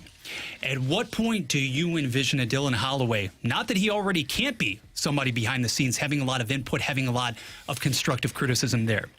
At what point does he move his way into that conversation? We've talked about Philip Broberg, obviously, as far as wearing a letter. Yeah, there's things that are great and also unfortunate about having so many young, impactful players. Sure. Is there's only 3 letters to give out. And I've said this 1,000 times before, is nobody needs a letter on their jersey to be a leader. And usually the guy that ends up wearing the C doesn't need the C on his jersey because he's already a leader. So if you're looking at, let's just for fun, let's say Robert Thomas gets the C. Jake Neighbors gets an A. Colton Parayko already has an A. So now Broberg, who was outlined by Jim Montgomery as a leader of this team, he's not wearing a letter. Did it affect him last year? I thought he played pretty good, even though he didn't have a letter on his jersey. Yeah. Same for Dylan Holloway. Same for other players that might rise to the occasion, too.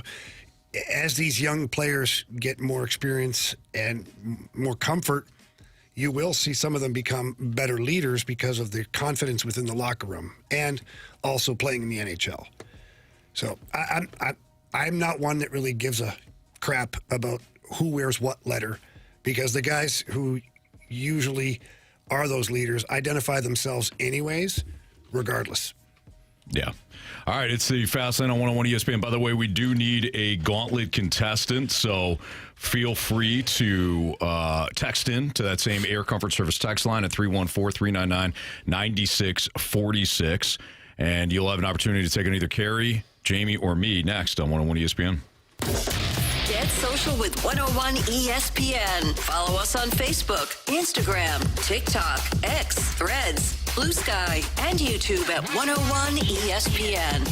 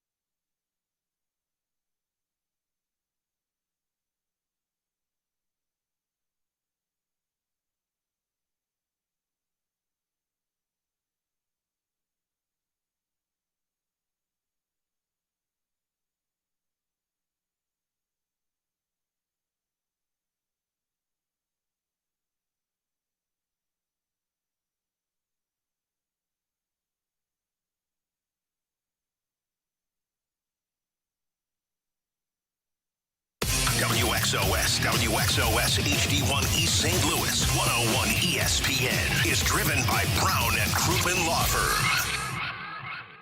Buckle up. This is the Fast Lane on 101 ESPN.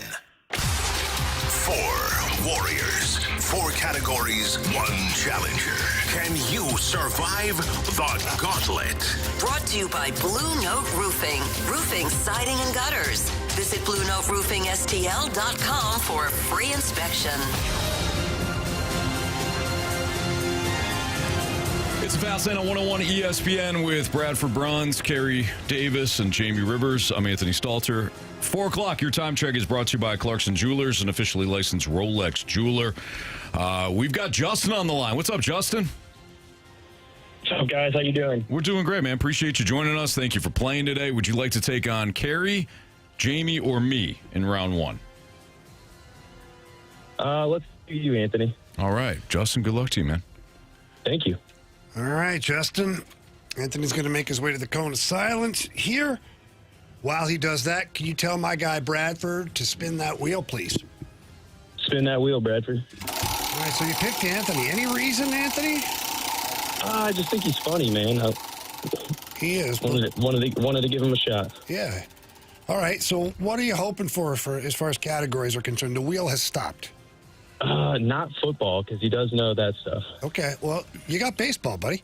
All right, we'll take it. All right, let's go, right? Yep. Okay. 4 questions. Each of these questions are worth 2 points. If you ask for the options, they then become worth only 1 point. Wrong answer is 0 points.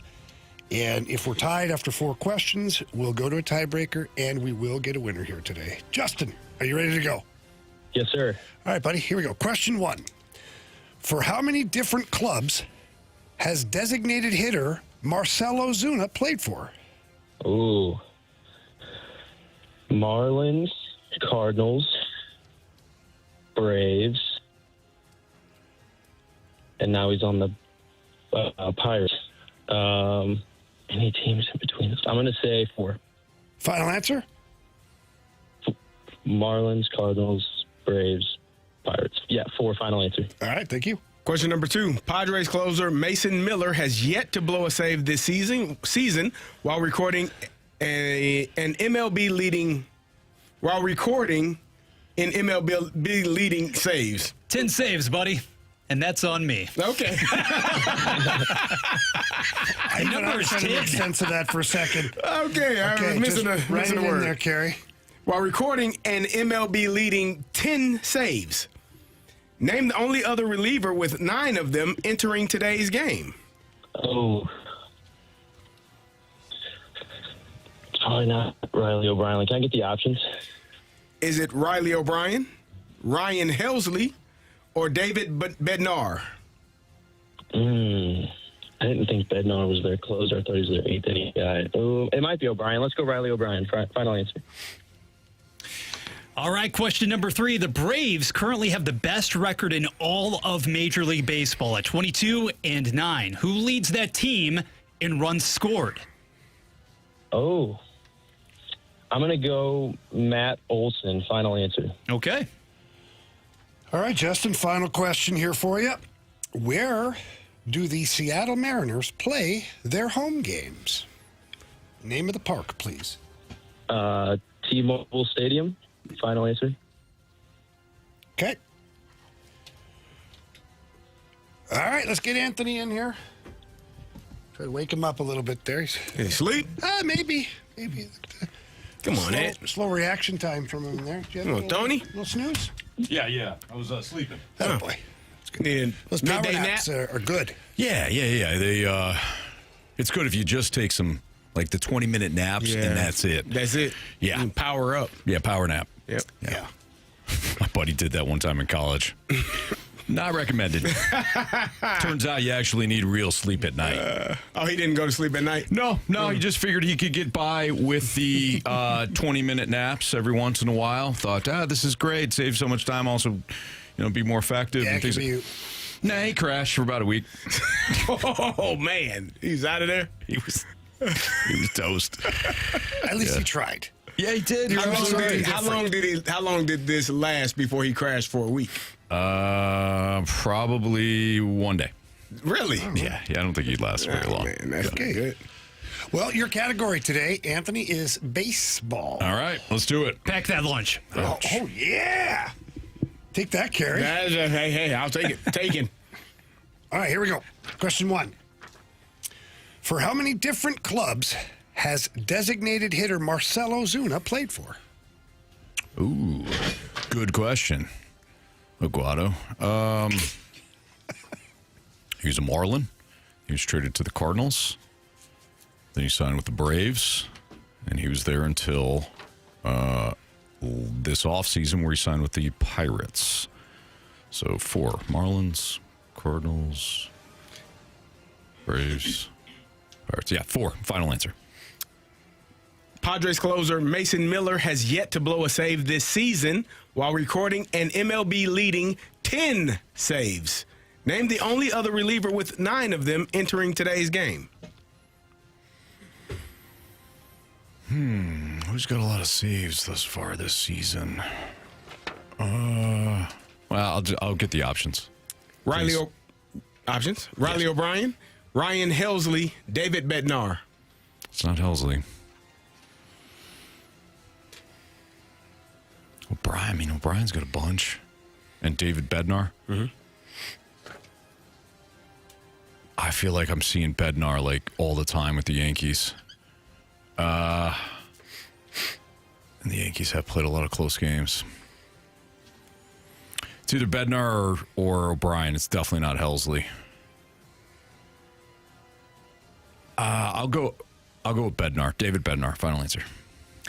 Anthony, question number 3. Those Atlanta Braves currently boast the best record in baseball at 22-9. Can you tell us who leads that club in runs scored? Well, you got some obvious candidates, don't you, Bradford? Quite a few. Loaded lineup. I feel like this is one of those outliers situations. So let me hear the options, please, and I'm going to choose the outlier. They are Drake Baldwin, Matt Olson, Ronald Acuna Jr. Well, I'll go with Drake. Final answer. Final question. Where do the Seattle Mariners play their home games? Seattle. Yes. What park? Oh, man. I always screw this one up. T-Mobile Field Stadium.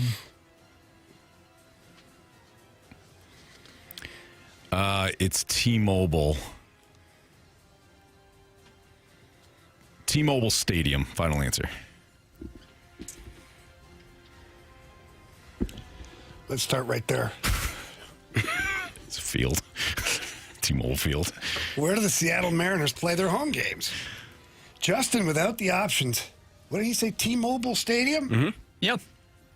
Anthony, without the options, said T-Mobile Stadium. Carey, answer is T-Mobile Park. Park. We're nitpicking here, but I even said, what park do they play in? I always screw that up. The Rangers play in I think that's field, and I always forget if it's field, park, stadium. We can be two. So we give them both? Yeah. All right. Thanks, guys. Justin. Nice job, Justin. Justin's a good guy. So. Yeah. Thanks, guys. All right, let's go. Question 3. You should go to question. You should go for 1 and leave 3 for the last. Leave number 3 for the last one. I was going to go. Justin, this is close. I think you should. I think it. You think? You know what? You do your thing, man. Let me get out of your way. Yeah, why don't you? I'm sorry. Hell. You do that crap to Anthony? No, you don't. Anthony usually gets it. No, you It's don't a do show. that. It's a show. Man. What's up? What's up? Let's talk about this. You don't do that crap to Anthony. Why you do it to me? Hang tight, Justin. This could take a Anthony minute. doesn't need help. Are you the guy like when there's a substitute teacher, all of a sudden you're like the crazy guy in class? I'm just saying, if you do it the way I said it, it'd be much better. Yeah. Well, I'm going to do it my way. You're going to screw it up then. No, I'm not. Carey, I've had to deal with those kids. How is that screwed up? Go ahead, man. You're just trying to get in my head. You want my spot in the roster, don't you? Question 2. Padres closer, Mason Miller, has yet to blow a save this season while recording an MLB leading 10 saves. Name the only other reliever with 9 of them entering today's game. With the options, Justin went with Riley O'Brien. Entering today's game. Justin went with Riley O'Brien. Anthony, you went with David Bednar, no relation to Jared Bednar, head coach of the Avalanche. Yeah. Answer is Riley O'Brien has 8 saves. Pittsburgh's former disgraced closer, David Bednar, has found it. David Bednar. Yeah, Anthony gets a point there. Question 1. 3-2. Question 1. Anthony. Thank you, Carey. You're welcome. For how many different clubs has designated hitter Marcell Ozuna played for? Without the options, Justin said 4. Without the options, Anthony said 4. Carey, what's the answer? 4. 4. Both of you get 2 points. It is now 5-4. This Braves thing. See, the way I did it is better. You're welcome. The Braves currently have the best record. I did this. I decided. The Braves currently have the best record in all of Major League Baseball at 22-9. Who leads the team in runs scored? Justin, without the options, said Matt Olson. Oh, no. Who we know was an option. Yeah. And Anthony did the old, the outlier thing, right? Remember that? Gotta be the It kind of outlier. sounded like that, too. Boy, my theory is will be tested in this one. Anthony said Drake Baldwin. Good old Baldy. Doug's brother. Yeah, Alec. Mm-hmm. Alec's brother. And Billy's. If it's Matt Olson, Justin will win today. If it's anything else, Anthony scrapes by. I don't like how you said that. Answer is OVO season in here. It's a huge month for Drake's. Drake Baldwin. Justin. You have chosen poorly. You lose today. Sorry, Justin. Anthony got you today. That was a good one, Justin. Well done. Well Thank done. you. That was a good one. That was a fantastic battle. Yeah. Nice job, Justin. Have a great weekend, man. Yeah. Thank you. You too, guys. Thank See you later, you. buddy. Wow. What's your problem? You're welcome. No, what's You your were problem? going to do question 3 second. Didn't matter, really. It did. Okay. You know, Jamie, You're so damn stubborn. It's hilarious. I love you because you are so damn stubborn. You don't give a damn. Like, it is hilarious to watch. Oh, man. I got to be honest. My stomach was in my throat there at the end. The way that you set that up, Jamie. Thank you. Don't take sides now. Stay in your lane, Carey. Okay? Keep giving him credit. He likes it that way. He did it all by himself. He had no help. NFL 4 downs coming up next year on 101 ESPN. We want to hear from you.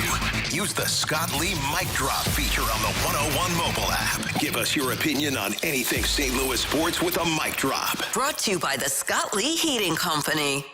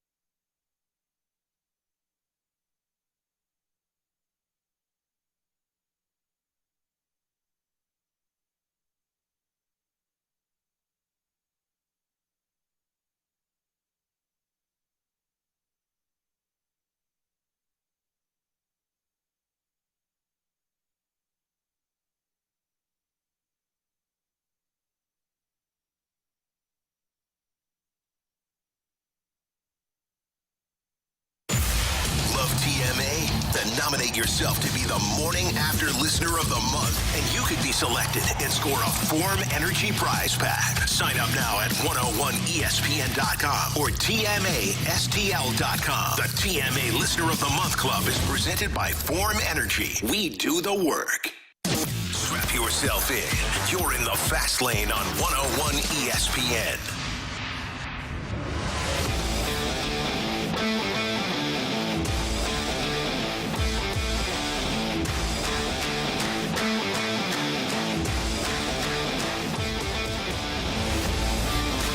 Time for NFL 4 Downs here in the Fast Lane on 101 ESPN. Carey Davis, Jamie Rivers, I'm Anthony Stalter. Here's Bradford Bruns.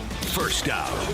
All right, guys, rookie minicamp edition, if you will, because we've got a handful of teams strapping it up, getting it going this weekend across the league. Let's start with Fernando Mendoza, the number 1 overall pick in the rest of the Las Vegas rookie class, reporting this weekend. Curious, other than Mendoza, the Raiders organization received a lot of high marks for the draft that was. Who is your Raiders draft pick you're most interested in watching coming up? Well, I would have to look and see because Mendoza was the one I was most interested in seeing, and you took him off the board. So let's see. They got Mendoza in the first round, and then they got Jamar McCoy. That's the one that he slipped. He was a cornerback from Tennessee, a guy that dealt with some injury history, and probably, had he not been injured, was a first-round pick, probably has first-round talent. To be able to get him in the 4th round with the first pick in the 4th round, that definitely is a good move. If he's healthy and ready to roll, it would definitely be him, in my opinion. Yeah, he's the only other bigger name of that group. Mike Washington is another one as well that a lot of people have been high on. I was about to say the only other player that I saw play at college was Mike Washington, because he went to Arkansas, and we obviously we follow the SEC mostly here, unless you're Carey.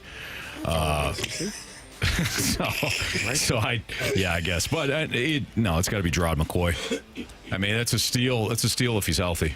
Get him in the 4th round. Could have been a first-round pick had he not had the injury. So, yeah, I agree with CD on that one. 4 defensive backs taken overall. I think also when you really look in the grand scheme of things, guys, Stooks could be an interesting addition there too. And for Vegas, finally, you're being proactive as an organization to address that secondary. We know the division obviously loaded with upper-level offensive threats. So I am curious as to just how much so many individuals want to seem to identify Vegas as that team to take the next step in 26. On paper, on the surface, how much could this team improve in that division this coming year? Oh, I think, what did they win a year ago? 4 games? 4 games? They were picked first. Not a high bar to clear.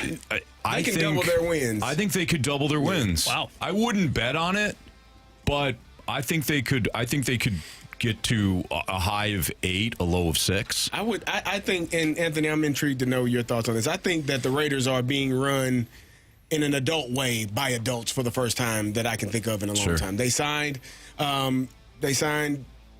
Kirky football, yes, Kirk Cousins, to aid in the assist of making sure that Fernando Mendoza is prepared and ready to roll. Easily the nicest quarterback room in all of the land, too. And is willing, most guys aren't willing to be replaced or to teach a rookie quarterback, a rookie first overall pick. He's willing. He's accepted that role. I think that they are being run by adults. They did a great job in free agency. Obviously had the first pick, did a great job with that pick, and then went on and drafted some players that are going to aid in their game and help them be better. So I think the Raiders are actually running themselves. I go back to when they drafted the Darius Hayward-Bays, when they just draft the fastest guy in the draft. Right. Because he runs fast. I want fast guys. That ain't going to win games. And nothing against Darius Hayward-Bay. He was a Steeler as well. But you got to get guys that can play football, not just have the speed, which is something I think that they always were looking for in the past. Yeah, not surprised. I liked how you put that. Their adults are running the Raiders organization, and no surprise Tom Brady is a part of that. They know what they're doing. And they were fortunate, too. They had the deal with the Ravens in place to send Max Crosby to Baltimore. Instead, Crosby walked right back to the building. Got him back. I mean, he is one of my favorite defenders to watch because he's nonstop. So he goes back to a situation where I think the Raiders can be very competitive this year. Second down. Elsewhere in that very AFC West, on his last episode of the New Heights podcast, Chiefs tight end Travis Kelce couldn't stop raving about R. Mason Thomas. He went number 40 overall to the Chiefs on the defensive side, who went defense heavy to say the least through their first few rounds. I'm wondering, can he, Thomas that is, who had a bit of a down last campaign in Norman for Oklahoma, Mansour Delane and Peter Woods all contribute right off the bat for KC? I think it's important. Like, Peter Woods was a great defensive tackle at Clemson. Some projected him to be higher. Some had him falling into the second round. Really good guy, really good athlete, and able to get to the quarterback and make those plays.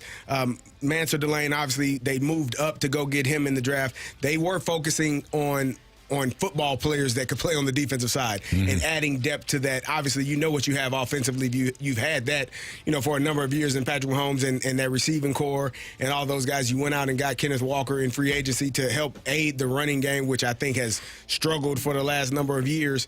But I like the fact that they got guys that played at high levels. Like, you got Delane, you got Woods, and you got Thomas, who all have played high-level football, who are all good football players, and those are your first three picks. I think they did a great job defensively to try to help shore up what they do and how they can get after the quarterback. Well, I like Brett Veach's vision, right? You might not have Patrick Mahomes, or at least you might not have Patrick Mahomes 100% to start the year. So what do you need to do? You need to rely on your defense and you need to rely on your running game. Can you do that? You loaded up through the draft defensively, and obviously you signed Kenneth Walker, the Super Bowl MVP, to be your stout ground game. So, yeah, you can lean on those two aspects. You can lean on you already have one of the best special teams units in the NFL.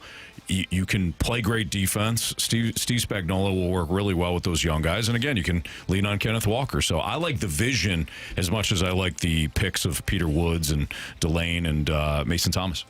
Third down. Let's keep it moving in the AFC. Baltimore definitely has ratcheted up that activity, signing Diego Pavia on Tuesday, reuniting with Calais Campbell. Are you going to be paying special attention to how the new head coach on the grounds there, Jesse Minter, conducts himself and tries to put his stamp on the festivities throughout camp? I am looking forward to seeing. Getting Calais Campbell back, that he's been playing at a high level. He's a huge, large human being. He fits what the Ravens want to do defensively. I like what they did in the draft. I like their first pick. I like their first four picks. They got the guard from Penn State. Then they got, I've told you about Elijah Surratt. They got him in the fourth round, the receiver from Indiana. He's a receiver that they got. They got Jacoby Lane, another receiver from USC. They did a great job, in Zion Young from Mizzou. They did a great job of drafting, in my opinion, which they often do a great job of that as well. So I think Minter has some things in front of him that will allow him to have success, and he's a defensive guy.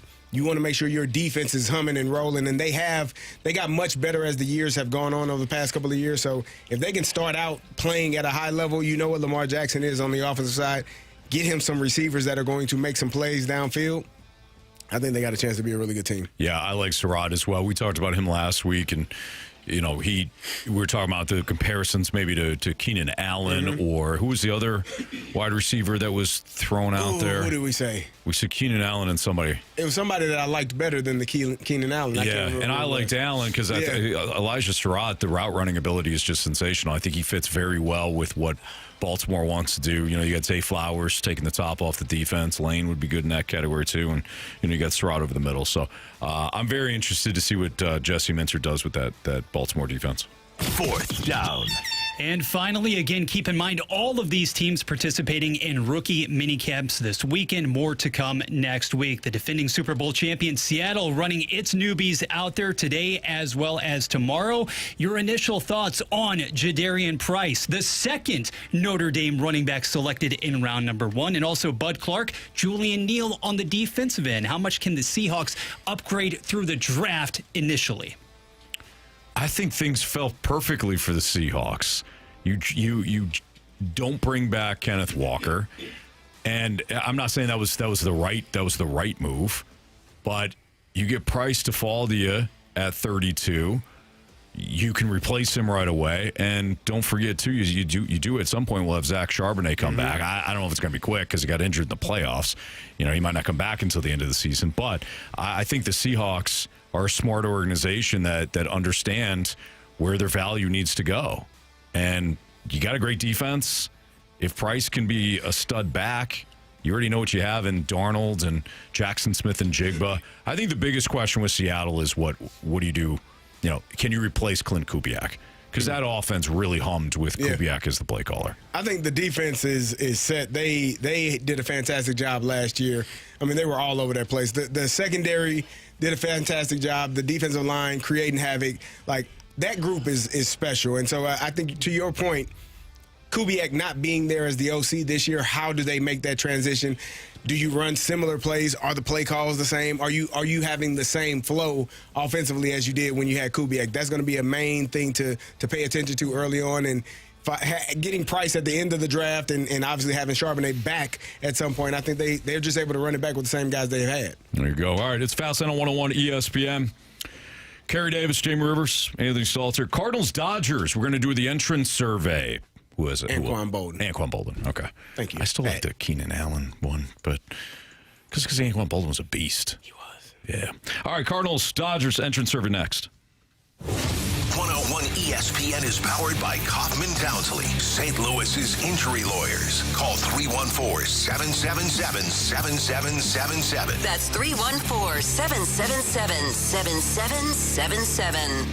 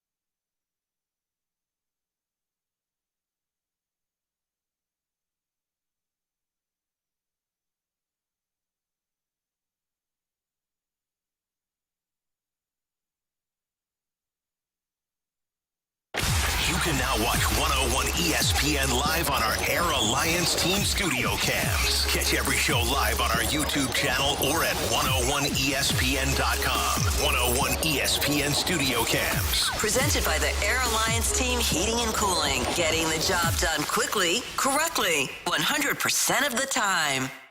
101 ESPN Sports Center. Blues holding on to Holloway for 5 more years. Good afternoon, I'm Bradford Bruns. This Sports Center update is brought to you by Universal Windows Direct. In the 3 o'clock hour, the Blues confirmed that forward Dylan Holloway has been re-upped for 5 additional years, AAV of $7.75 million per Jeremy Rutherford of The Athletic. Holloway, 34 points posted after the Olympic break last season. Staying with the hockey at 5:50, the fast lane off a bit early on this Friday in order to present the AHL Calder Cup playoffs. The Springfield Thunderbirds taking on the Providence Bruins right here on 101 ESPN. Blues such as Otto Stenberg, Theo Lindstein in action for that one later this evening as well. Tampa Bay, Montreal, as well as Buffalo, Boston, and Vegas, Utah on the NHL side of things with the postseason. This Sports Center update has been brought to you by Universal Windows Direct. You'll be saying, I love my windows. Don't slow down. You're in the fast lane on 101 ESPN.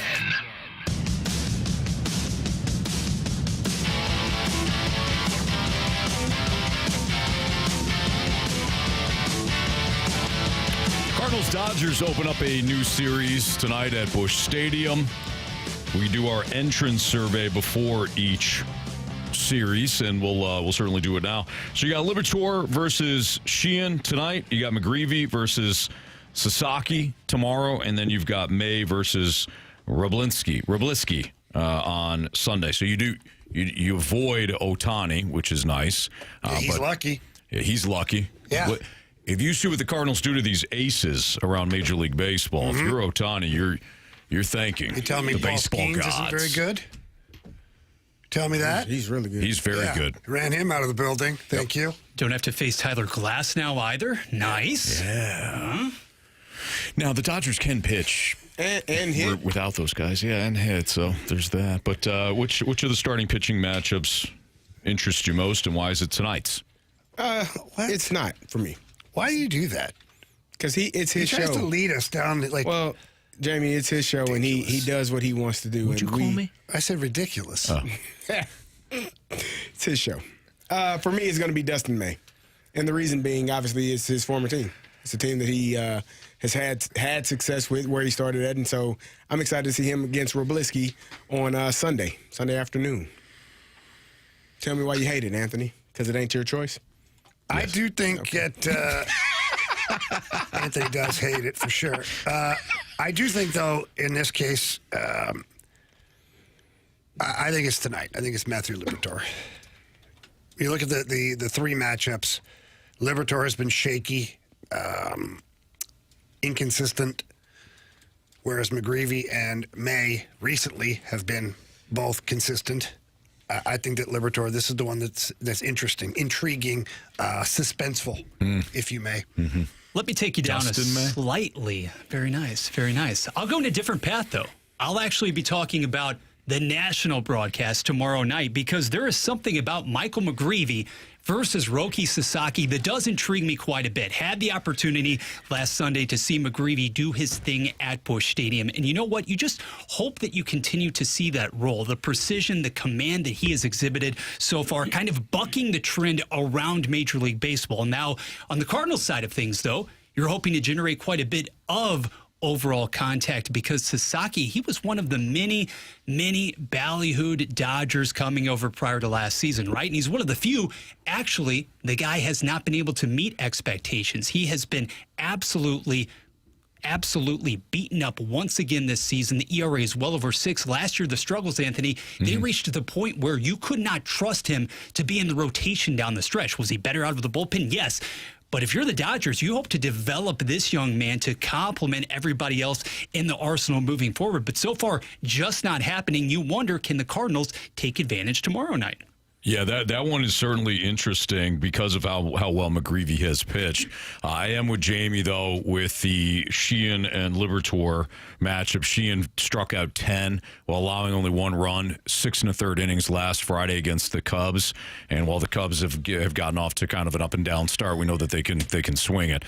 So Sheehan's look very good, and I think they felt comfortable in moving on from Dustin May last season at the trade deadline because of a guy like Sheehan. You know, those two guys are kind of coming up at the same time. Right. May got there first, and again, I think the Dodgers feel very comfortable and just not worried about losing Dustin May last year because of Sheehan. So I'm looking forward to that. Plus, as you guys mentioned, Jamie, you mentioned it, Matthew Liberatore hasn't been great. Nope. Like he's.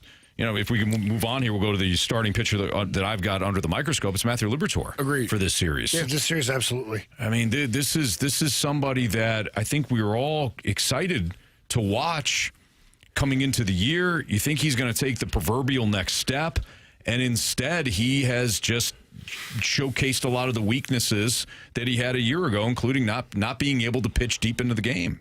Yeah, for me, it's Matthew Liberatore as well. He has a 4.75 ERA, and he's the only starting pitcher without a win yet for this team. Yeah. Well, unless you consider Hunter Dobbins, who had a start the other day, but he's the only starter that in the main starting rotation of the five that does not have a win yet.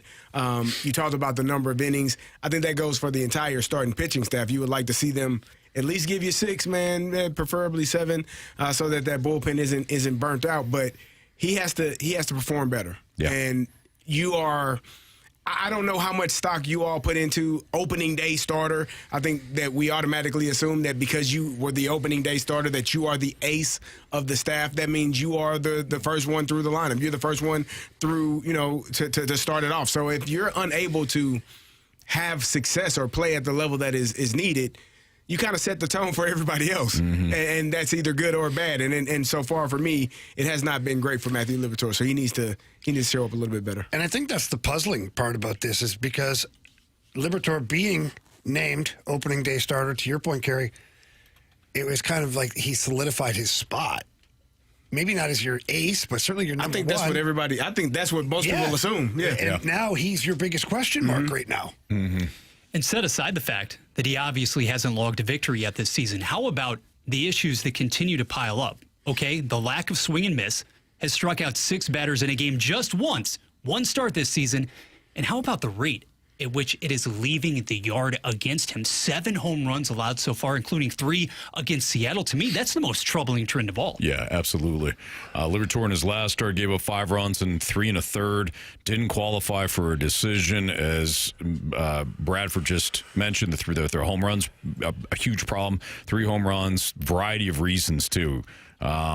Still outpitched Brian Wu though last week, so it was like, you got over. The home runs from the Cardinals overshadowed the fact that Liberatore didn't pitch deep into that game. But that's not a formula you want to be. No, sir. Yeah. No, sir. Jamie, you're absolutely right. What changes, if any, would you like to see made to the lineup? I'm going to say none. In fact, I'll go the opposite way. I'm glad to see, and this is a no-brainer. It's not like either of any of us here would change anything, but like I credit Ollie for at least sticking with Nathan Church and not messing with this. Yeah. Keep him in the lineup. He's played outstanding the last week and a half. Yeah, you're coming up on a situation if Nathan Church continues to play extremely well and Victor Scott does not. When you get the return of Lars Nootbaar, you probably put him right back into left field, and Nathan Church goes in the center field. So you're still auditioning if you're in that outfield or trying to find and solidify your role on this team and your spot. So Victor Scott needs to play a little bit better offensively, and Nathan Church needs to continue to do what he's been doing. Mm-hmm. This goes back to the nitpicking category that we outlined at the top of the show. But I don't need the ceremonial, or the better word would be, I guess, obligatory start for Ramon Urias in this series. Sure. Okay? One nod only. I understand it's not as if he's in there at the hot corner every single day. Hitless in that game versus Pittsburgh, the 3rd game of the set. Nolan Gorman. I'm not saying he's poised to go on one of those 2-3 week runs. It was nice to see him leave the yard. We thought he had left and gone into the Allegheny there against the Pirates. But I want to see, after the first 2 games, I know it's a quick turnaround going from the evening to the early afternoon series finale on Sunday. I want to see him in there against Robleski, the left-handed starter, because why not? It's not as if you're getting anything whatsoever offensively from Urias. You brought him in to spot start on occasion and to provide elite defense. Run with Gorman for all 3 games. That's a preference thing. I don't disagree with that. Like Gorman, early on in the season, if you're getting Urias, okay, fine. But I would like to see Gorman pitch it to hit against lefties too. And just drop him down on Sunday. That's fine. Drop him down. Yeah, you don't have to hit fifth. You're right. You can move him back a little bit. But is this a starter for you, or is this just somebody that you view as a big donkey that can hit home runs? Whenever he's in the lineup. But if that's the case, Bradford, to your point, then drop him. Yeah, drop him in the lineup. Instead of you hitting him fifth, which I don't disagree with, but you're hitting him fifth. That's a premium RBI spot. So what is he? Yeah. Besides a human being, a baseball player and baseball. Anthony, I wanted to go back to this. We got a few texts, one from Lisa and one from Doug's work husband. Okay, that's interesting. Yeah, it is. I don't understand. I didn't either. I don't understand why you guys keep getting caught up in Matthew Liberatore. This is who he is. He needs to go to the bullpen. Did you say that a year ago?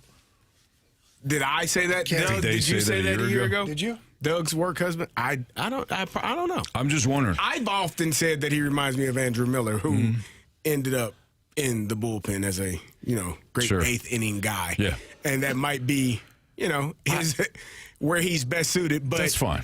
Right now, I think on this team, he's a starter. Okay, Jamie. Huh? I'm in a great mood. As at first. Carey, yeah, I'm in a great mood. Okay. It's a Friday today.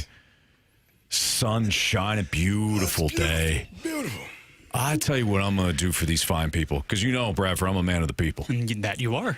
This is what I'm going to do for you with my next comment. Before we get to these predictions, these series predictions, I'm going to do this for Lisa, and I'm going to do this for Doug's work husband. I think Liberatore should be cut and Ollie should be fired. Whoa. Whoa. Mic drop. You went far. And the DeWitt should sell the team. Boom. You guys are. Don't slow clap. I'm not sure if I can. I don't know. No. Oh, I thought we were doing the clapping thing. No. No. But that's for you. You disagree, obviously. He didn't say that, Carey. I didn't say that. Oh, okay. I was Why are you starting things? What I did say was I'm a man of the people. You are? So you fire that bum. You fire that bum of a manager, and you demote Liberatore. And I don't mean just demote him to the pen. I mean demote him off your damn roster. Yeah, you embarrass him. Thank you. All right, predictions for the series. Jamie. What? Literally just predictions for the series. What? Jamie. Yeah. Carey. Yeah, hey, man. Hey. Jamie, we didn't get your prediction. Jamie, he said Jamie first. You go. What do you think, Jamie? I think Dodgers win the series. 2 games, 3 games. What do you got? They win the series. No. 2 games, 3 games. 2-1. Okay. Cardinals sneak one out. Got it. Same. Didn't say that. Same. Dodgers 2 of 3? Or win the series? Same. So I got you down. I got you down for 2 of 3. I've got you, Stalls. 2 of 3. Okay, 4. Yes, the boys in blue. Because tonight, how can you bet against Sheehan given what he has done this season? Tomorrow night, you like McGreevy in that matchup against Sasaki. But on Sunday, Dustin May has been great lately. Okay, he's been giving you 6 innings consistently. But Robleski has been even better. 7, 8 inning territory. I quite frankly think that shortening the game in that series finale, that's the difference. Dodgers 2 of 3. Cardinals 2 of 3. One of the hottest teams in baseball, and this Dodgers team can't beat the bleeping Marlins.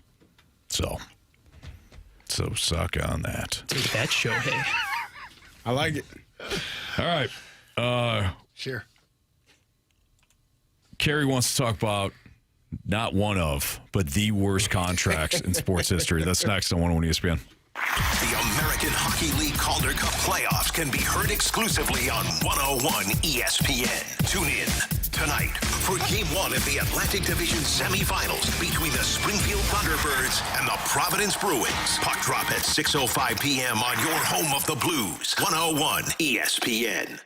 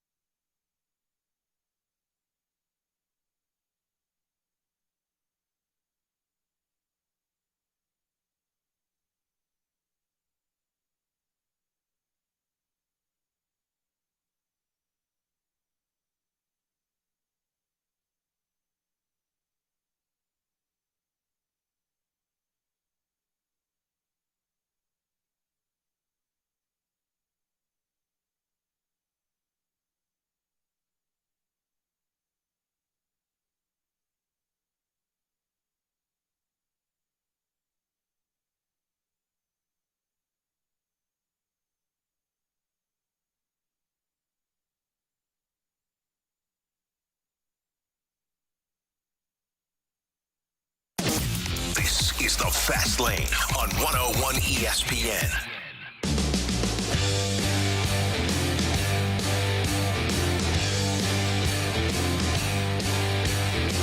The worst contract and transaction in the history of sports, and everything that is spoken about it is just trying to justify the egregious nature of the entire thing. So that was Jeff Darlington of ESPN.com on Get Up, and the contract he was referring to was Deshaun Watson's contract that he signed with the Cleveland Browns after the Browns acquired him from the Houston Texans. He had some stuff going on off the field. I don't know if you guys remember that. But the Cleveland Browns said, to hell with it. We'll still take him.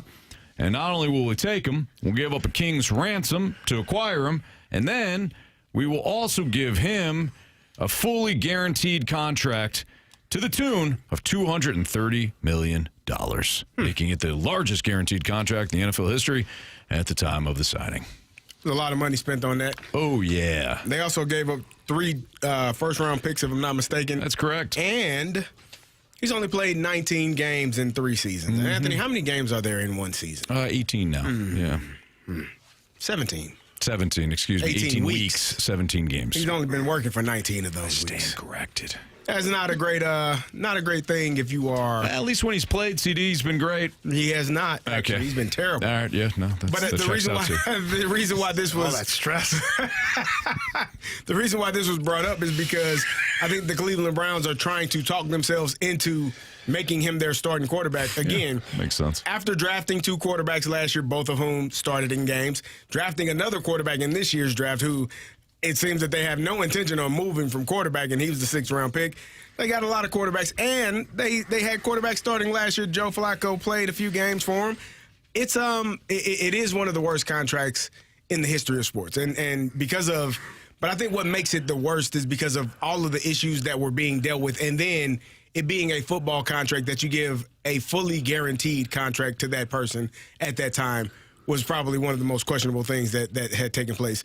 Your Falcons were trying to do it, and the Browns snuck in and did it for them. So at least you got that going for yourself. But I also put some other names on here that really that was a good thing. You should be thankful that they didn't do that. I am. Anthony Rendon. It's worked out well. For both teams. Anthony Rendon. The guy who hates baseball? Another contract that could be considered one of the worst in sports. A 7-year deal worth $245 million with the Angels. Only has played in 257 games in those 2 years. And in 2 years out of a possible 810 games in those 5 seasons with the Angels. Is that also considered one of those worst? And this is not an injury, as far as I know. Right. With Anthony Rendon, this is not an injury related. Been off and on. He has been hurt. Yeah, he has. He tweaks something every year. Yeah, boy, that Rendon one is really bad. But how can you not go with Deshaun Watson? Like you said, you gave up the 3 first-round picks. Fully guaranteed money. And the other thing that it did, and we kind of talked about this last week. Remember we were talking about Paul DePodesta and how when he went to Cleveland, he had this whole plan of draft, develop, and set the Browns up for sustainable success. I don't know if that would have worked out, but in his time, they did go to the playoffs multiple times when he was a part of that front office. So he wanted to kind of set things up for the Browns long term. And the Haslams came in, turned the table, the spread, and just flipped it over and said, "To hell with that. We're gonna do this instead." So not only was that a horrible contract from a fully guaranteed standpoint, which obviously hamstrings you for future contracts.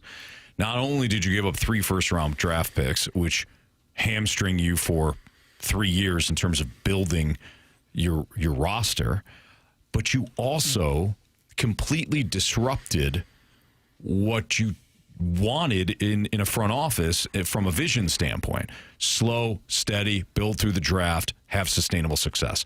So you kind of hit the trifecta there if you're the Browns when it comes to the Deshaun Watson contract. I'll give you yet another one. Now, it's from a different time in the National Football League, But Carey, more than 15 years ago, boy, that Washington franchise was in a groove. Not only Adam Archuleta, but how about, remember Albert Hainsworth? Oh, yeah, that was bad. 100 remember mil. 7 years, $100 million? I don't even know if he got to 20 games. He had 6.5 sacks. He's throwing the coaching staff under the bus immediately. That was pretty big for its time. That was a huge one. And I think, if I'm not mistaken, Albert went from a 4-3 defense to a 3-4 defense, and they expected it to be the same type of production. That's poor coaching, poor management, poor finance, management of your finances. If you don't tell them, hey, we're going to play him in the same scheme that he was having success in, we're not going to change the scheme, especially not if I'm going to pay him this amount of money. So that's bad all the way around. That's just somebody not knowing what to do with the football player and how those things work. Another contract that I had on here was, we remember Ben Simmons. Ben Simmons, who signed a 5-year, $177 million with the 76ers, and then all of a sudden just said, I can't play, my back hurts. Yeah, he's not feeling it today, Coach. Yeah, I'm good. I don't want to play. So, I mean, there have been some really, really bad contracts that have been given out in all the sports, but Deshaun Watson is probably the worst of all. Yeah. Alexei Yashin for the NHL, 10 years, $90 million. And he only played like 3 or 4 years. And then the Islanders had to buy out 2/3 of it in 2007. But his contract stayed on the books until 2014, 2015. Still getting paid? No, he's not getting Not paid now, anymore, but he was. Yeah. Good for him. Who's the goalie that the Islanders, wasn't the Islanders? DiPietro. Yeah, He earned his last $1 million check this year, I think. Oh, man. He's still getting paid, yeah. They signed 15 years, $67 million. Yeah, I remember that. They had signed him thinking he was going to be the greatest goaltender of all time, and newsflash, he wasn't, Bradford. He has one more year, Jamie, of being paid. 2027 is the final year. So not quite the Bobby Bo treatment, but he's getting it for another year. Bobby Bonilla did the right thing. Got paid for a long time and still getting paid until 2035. Good for him, man. $1.9 million every year from 2011 to 2035 on a deferment of $5.9 million. Wow. Talk about bad money management, man. Good for him. Great for him. How about the John Wall deal? Washington Wizards got a supermax deal, suffered just catastrophic injuries. Unmovable contract, and I think that's one of probably the worst NBA deals over the last. They got Bradley Beal on here as well as another one. We could have a totally different segment on that. $251 million and a no trade clause. Not great. Yeah, difficult. Congrats to Mr. Waldo in his new role. Did you see that for Howard University? Good stuff. Good for him. Operations? Nice. GM or president of operations. Howard Bison. Nice. I know. HU. I know these things. What'd you call me? HU. Oh, HU. Got it. Yeah. Howard University. Howard University. Yep. Not quite the Harvard of whatever conference they play in. Depending on who you ask. More successful in the tournament. Yeah, that's true. They think so, yeah. Good call. Biggest question of the day is going to center on Nathan Church. That's next on 101 ESPN. Text us anytime at 314-399-9646 on the Air Comfort Service Heating, Cooling, and Insulation text line on 101 ESPN. Hey, if you're searching for a car, a truck, a van, an SUV, you got to head out to the Supercenter out in Herculaneum, Missouri. It's Auto Centers Nissan. They've got over 1,000 new and used vehicles all in one location. And I'll tell you why that's important. I don't know if you've ever been car shopping before and you've gone online, you've chosen a vehicle, you fall in love with it, you fall in love with the price point, and then you go out to the dealership and the dealership is like, well, we don't have that vehicle, but we have one just like it. And then they pull it around for you and you're like, yeah, that's not it at all. I don't even know if this is the same make. What are we doing here? At Auto Centers Nissan Herculaneum, when you go to autocentersnissan.com and you find your vehicle, you'll also find it on their lot. They've got, again, over 1,000 new and used vehicles on their lot in Herculaneum, right off 555, minutes from South County, easy drive from over the river, too, if you live over there. But the people are fantastic. They make the car buying experience fun. They've got a 30-day return promise, which is within 30 days. If you're not completely satisfied with the vehicle, you can bring it back within those 30 days. They'll give you a full refund and then set you up with something else. So maybe it's not a new ride for you. Maybe it's somebody for a new car for a new driver that, is graduating soon. You want to give them a great gift of a reliable vehicle and a cost-affordable one too. Great. Head out to Auto Centers Nissan. If you're looking for a brand new vehicle for yourself, again, head out to Auto Centers Nissan. Tell them Stalter sent you. You're going to love it out there. Auto Centers Nissan, Herculaneum.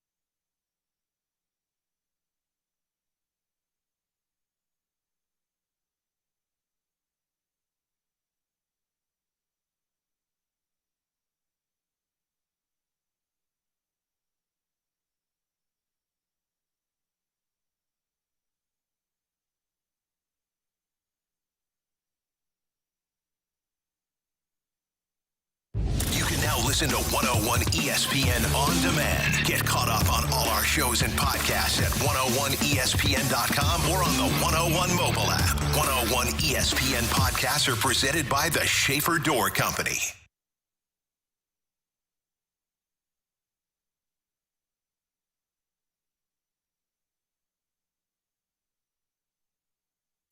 You're in the fast lane on 101 ESPN.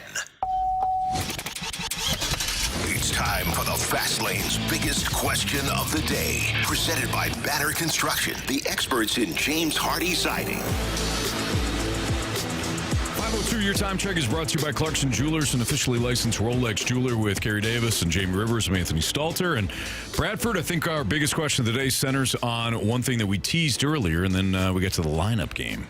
Yeah, it's about none other than the current left fielder for the Redbirds, Nathan Church. Listen, guys, we talked a lot about the offensive heroics in Pittsburgh. How about that robbery, though, by Nathan Church to Rob Gonzalez of the home run that could have sent Pittsburgh to the win there in game number 2. He was really terrific throughout the month of April. You can't just look at the batting average, but rather powering up with 5 dingers too. The OBP, maybe not great, but the slugging percentage is there, and you've got that tremendous defense. So the biggest question of the day is, has Nathan Church already displayed enough to you that when Lars Nootbaar is ready to return to the lineup, you're not moving any parts around? You are staying consistent in center field even with Nathan Church.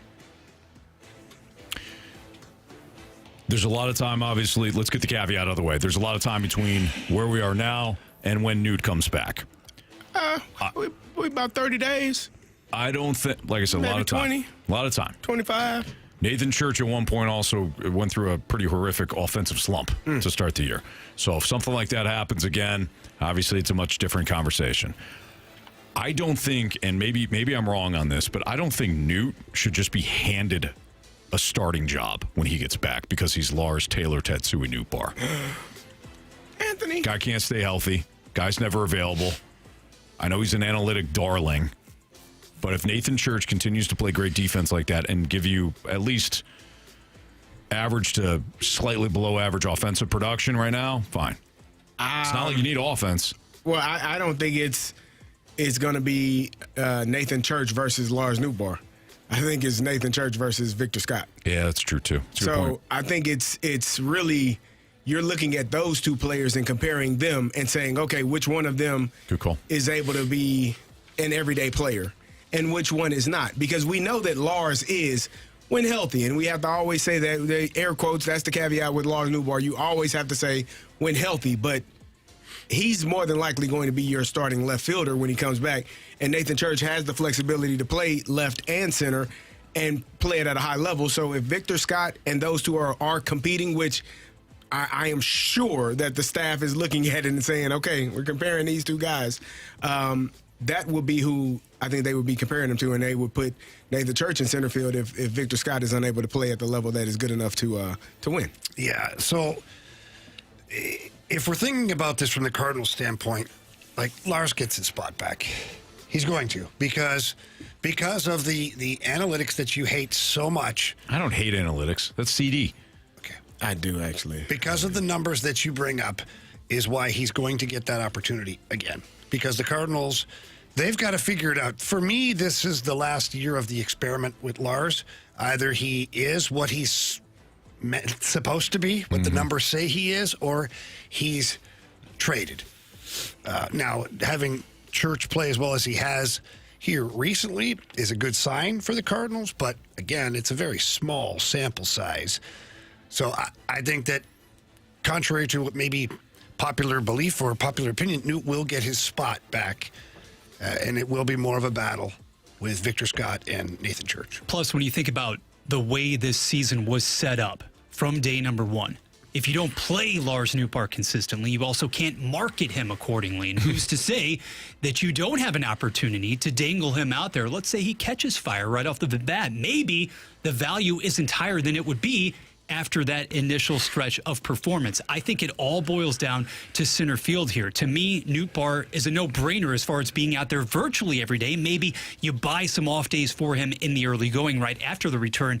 But it's all about whether Nathan Church, in my opinion, can sustain Stoltz that power, because we saw glimpses of this last year between Springfield and between Memphis. He had 13 home runs, but this was never a guy, as he started to ascend and migrate through the minor league level, who consistently left to the yard.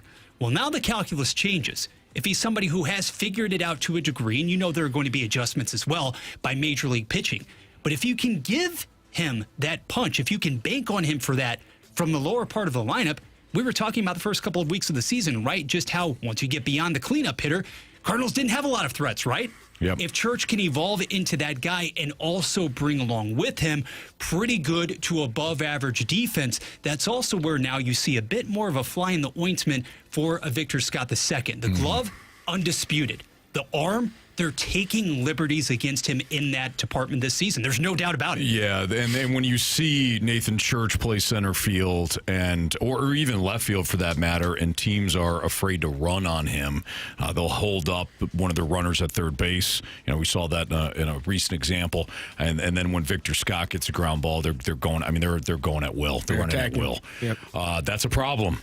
That's a problem. So if you're Victor Scott, if you're going to stay in this lineup, it can't just be about speed anymore. I got a question for you. I've got a question. If and when Lars Nootbaar comes back healthy, where does he bat? In the batter's box. Good answer. Where at in the lineup? I would imagine they start him off. Ollie loves him for probably fifth. I think that's where he ends up. I don't know if that's where he starts, though. Ollie loves him. We'll probably bet fifth. Okay. Then you just bump Gorman down? Yep. Okay. That was easier than I thought you were going to say. My bad. Okay. Where would you put him? I didn't know. That's why I asked. Besides the IL. Come on, man. I was thinking 2. What? 2? Have you seen the analytics on this guy, man? Do you read you don't do analytics. Back-to-back lefties, though? Come on, I don't know, Carey. Carey, you're They've going done it against before? everything you've ever said in your life. No, it's not what I say. It's what they say. But you just said it. I'm repeating it. I'm not saying They it. haven't said anything yet. They You show just it. said They say it every day. That's why when they had 4 righties, we were thrown off that day and screwed up the lineup. We weren't. You know what? You know what I've learned today? What's that? It's never you. I mean, if and when it is, I'll admit it. Yeah, we'll wait on that. I won't hold my breath. You're doing great, Jamie. You're doing great. Thank you, Anthony. Yeah. You're doing a great job yourself. Thank you, sir. Yeah, I appreciate you. Yep. You guys learn a thing or two. All right, so we all agree that Victor Scott needs to start hitting? Yeah, because he's going to have to hit, and he's going to have to catch every ball in the outfield and not have to throw anybody out. Because his arm is it's not strong. No, it's not good. No, it's not good at all. Yeah. Strong, man. Yeah. How many games does he get in this series? Automatic. 3. You sit. Oh, really? Victor Scott? Oh, Sunday too? Okay. Sure. Okay, just like Gorman. Wow. Okay. Give him a rest day? Handedness be darned. Who you putting in instead of, no, he's playing left field. Yeah, but you'll move him over and you'll give Fermin, the Ferminator, a shot in left field there. Nah. You'll put Fermin at third base one day. No. Him or Sajasi. No, you got when Herrera catches. You got Urias, buddy. Pages is out of the lineup. You got that guy. Bradford. Urias is it must be that chair because Bradford did it. Marsh has been complaining about Ramon Urias playing, and then Bradford sat down. One of the first things he said today was, "I don't need to see that damn Ramon Urias play another second." Exactly I don't disagree because he is a Gold Glove third baseman, but he hasn't been playing Gold Glove third base defense, which is troubling. And if that's the case, hell, you might as well keep Gorman in there. You know he's got a bat. You guys recall the last time old Thomas Sajasi recorded a base hit? Now, I know he hasn't played a lot. Go all the way back to April 11th versus Boston. Where has he gone? Where has he gone? Well, he hasn't been in the lineup either. I know. Hard to get a hit when you don't play. Let's be fair, at least, you know? Oh, sure. I don't like him taking a shot at your brother. Italian brother. I appreciate that, yeah. That's a fact. Stats and facts, right? Yeah, stats and facts. I got an email about that one time. Hand-picking that one a little bit. Yeah. You have it to 10-year listener. Too many hand references in the last 30 minutes. Oh, read it. Do you want me to read the email? Has Bradford heard the email? Oh, I have. He's in the flesh, though, I don't know. He heard it when we were at the at Enterprise, and everybody heard it. Yeah. And Patrick. Yeah, Patrick H. Patrick H. Saturday, March 1st. 2025? 4:50 to almost 5 o'clock. Do you think he had a few cocktails at that point? He probably just got in from cutting the grass. If he was did, listening it was to the alone. podcast. He was alone? Yeah, friends. He was listening to the podcast. Mowing the lawn. And said, you know what? Just couldn't take it anymore. As soon as he got off that line, he was a riding lawnmower, too. Oh, sure. Yep, as soon as he got off. Yeah, riding lawnmower for a really small yard. Right. That guy. Yeah. I love watching those guys. Yeah, he had his George Foreman grill warming up. And he decided, you know what? I'm going to sit down. You don't have to warm up the Foreman grill. Yes, you do. Just plug it in. That's what I'm saying. You got to plug it in. You got to wait for the light to go off. Carey, he's letting it warm up. I'm sorry. Come on, man. It's his story. My bad. You got to plug it in. You got to wait for the light to go on. You have to let the light to go off. You're right. I'm sorry. It's been a while. Listen, Patrick H knows what he's doing. The bottom line is that he chose violence. Yes. He chose violence. He sat down. He had a burger or a steak on the George Foreman? I think he had a steak. A 658 steak. You know? The cube steak. Cube steak. On George Foreman grill. Yes. Yeah. What was he drinking? What was his beverage? I think a Busch Light. Like I picture maybe like a rosé. No. Like a nice $3 rosé. Nah, I don't think so. Yeah. Good deal if you can get it. Oh, man. Yep. But then he wrote, oh, here it is. I have switched to another station. This may be the worst show I have ever heard. They don't back any of their, wrong spelling, thoughts up with stats or facts. You haven't a 10-year listener? Just horrendous. Especially cocky, fat A Stalter. I do have a question now. Because he wrote that on a Saturday, as you said. Yeah, 5 o'clock. What was playing on the station on that day? It wasn't a replay of something we were. No, he was harboring it. No, he just sat on that for. He spent the night on it and thought about the podcast. Well, that would, like you Brought said, to you by Schaefer Door Company. He was riding the lawnmower, listening to the podcast, and I did not back up something I said with stats and/or facts. And he said after 10 years, he couldn't take it. I've had enough. It took him 10 years? CD, right here. What did you say on February 28th? That's the real question. Yeah.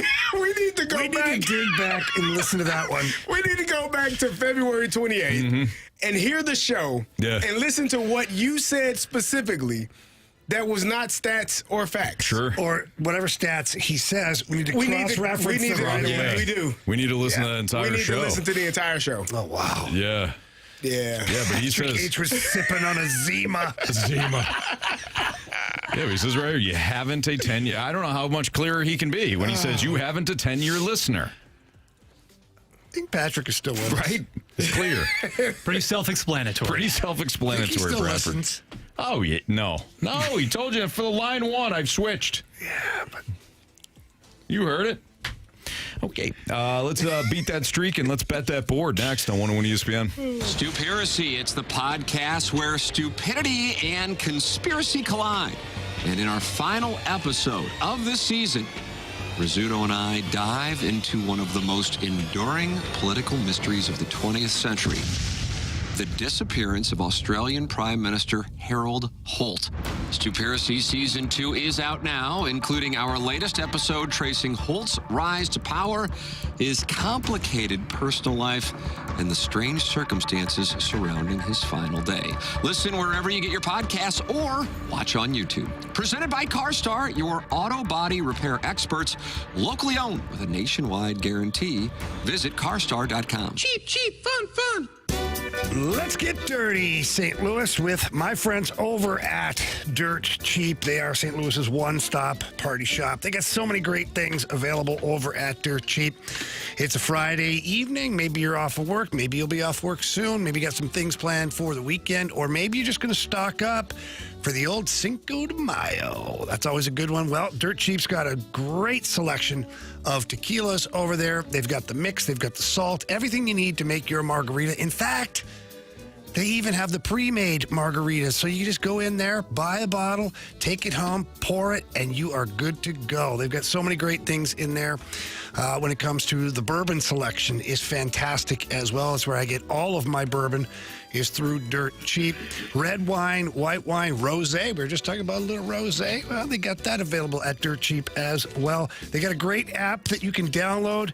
And part of their loyalty program is that every dollar you spend at Dirt Cheap earns you points that you can use in store. It really is awesome. You can also use the app to order ahead and pick up curbside at various locations. So get on that app or go visit dirtcheapfunfun.com. Again, that's dirtcheapfunfun.com. Remember to have fun, but please be careful out there.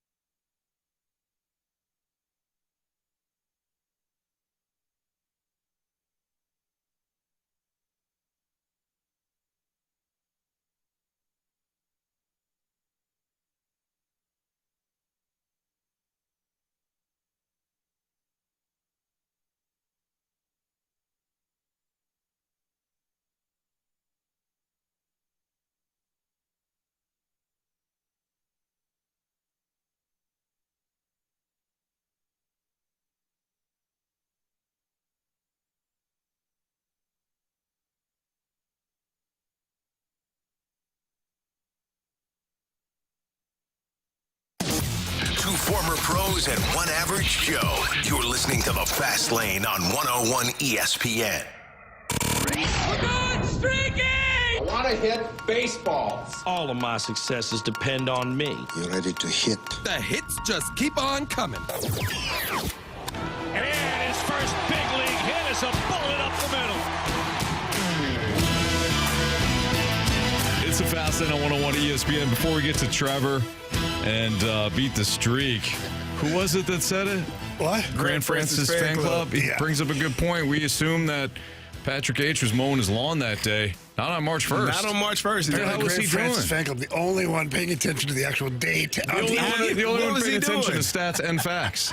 I don't know. Shoveling? Just but that's doing. I don't know. Maybe he was working that day. Like he's just working. He said got a job. He's He's working on a Saturday. In his living room stewing over what you said the day before. You pissed him off. I did. 10 years worth of listening, and he said, "This is the straw that breaks the camel back." This is the day I'm done. I can't do another day. And it was me. If you wouldn't have done that, yeah, we only would have needed 279. Very true. Exactly. Darn it. Come on, man. You're right. My fault. Trevor, how are you? I'm good. How are you guys doing today? We're doing great. Trevor is back to play Beat the Streak. Bradford, do you have the standings in front of you? I do, actually, guys. Yeah, everybody in the room, as well as our man on the line, has a 2-game hitting streak right now. And we've got, Trevor getting after the opposing player. Gonzalez worked out for him 2 days in a row. Boy, you just rode Nick Gonzalez's hit streak. Good for you, Trevor. Well done. Got to pick them while they're hot. Yep. Very true. So, Bradford, we're all at 2. Is that what you just said? That is correct. Okay, well, hey, Trevor, then you're up, man. I'm going to take Jamie's favorite player, Alec Burleson. I do like Burley. I like him very much. Trevor with AB. Alec Burleson, red hot right now. Yeah, that's good pick, Trev. Yep. So Marshy was next, then me. Do you know what Marsh wanted? Marsh wants Shohei Ohtani. Oh, well, that's going on a limb there, Marshy. Ohtani. All right. And then you? Freddie Freeman. CD, wasting no time, going with the Freeminator. All right. Jamie? Give me that Herrera. All right. I'll take JJ the Weatherholt. And then Bradford, complimentary pick. Well, if I feel that Mason Wynn is going to power up, he's reaching base through multiple hits. Give me Mason Wynn. Okay, there you have it. So Bradford with Mason Wynn. I took JJ Weatherholt. Marsh took Ohtani. CD took Freddie Freeman. Jamie took, are we back to Ivan Herrera? Yeah. I'm not listening to Carey anymore. I'm not either. Whatever. And then Trevor, our listener, took Alec Burleson. Trevor, have a great weekend, and hopefully you're back on Monday. I hope so. You guys have a great weekend. You too, buddy. Take care. From Beat the Streak to Bet the Board. It was so close, Carey.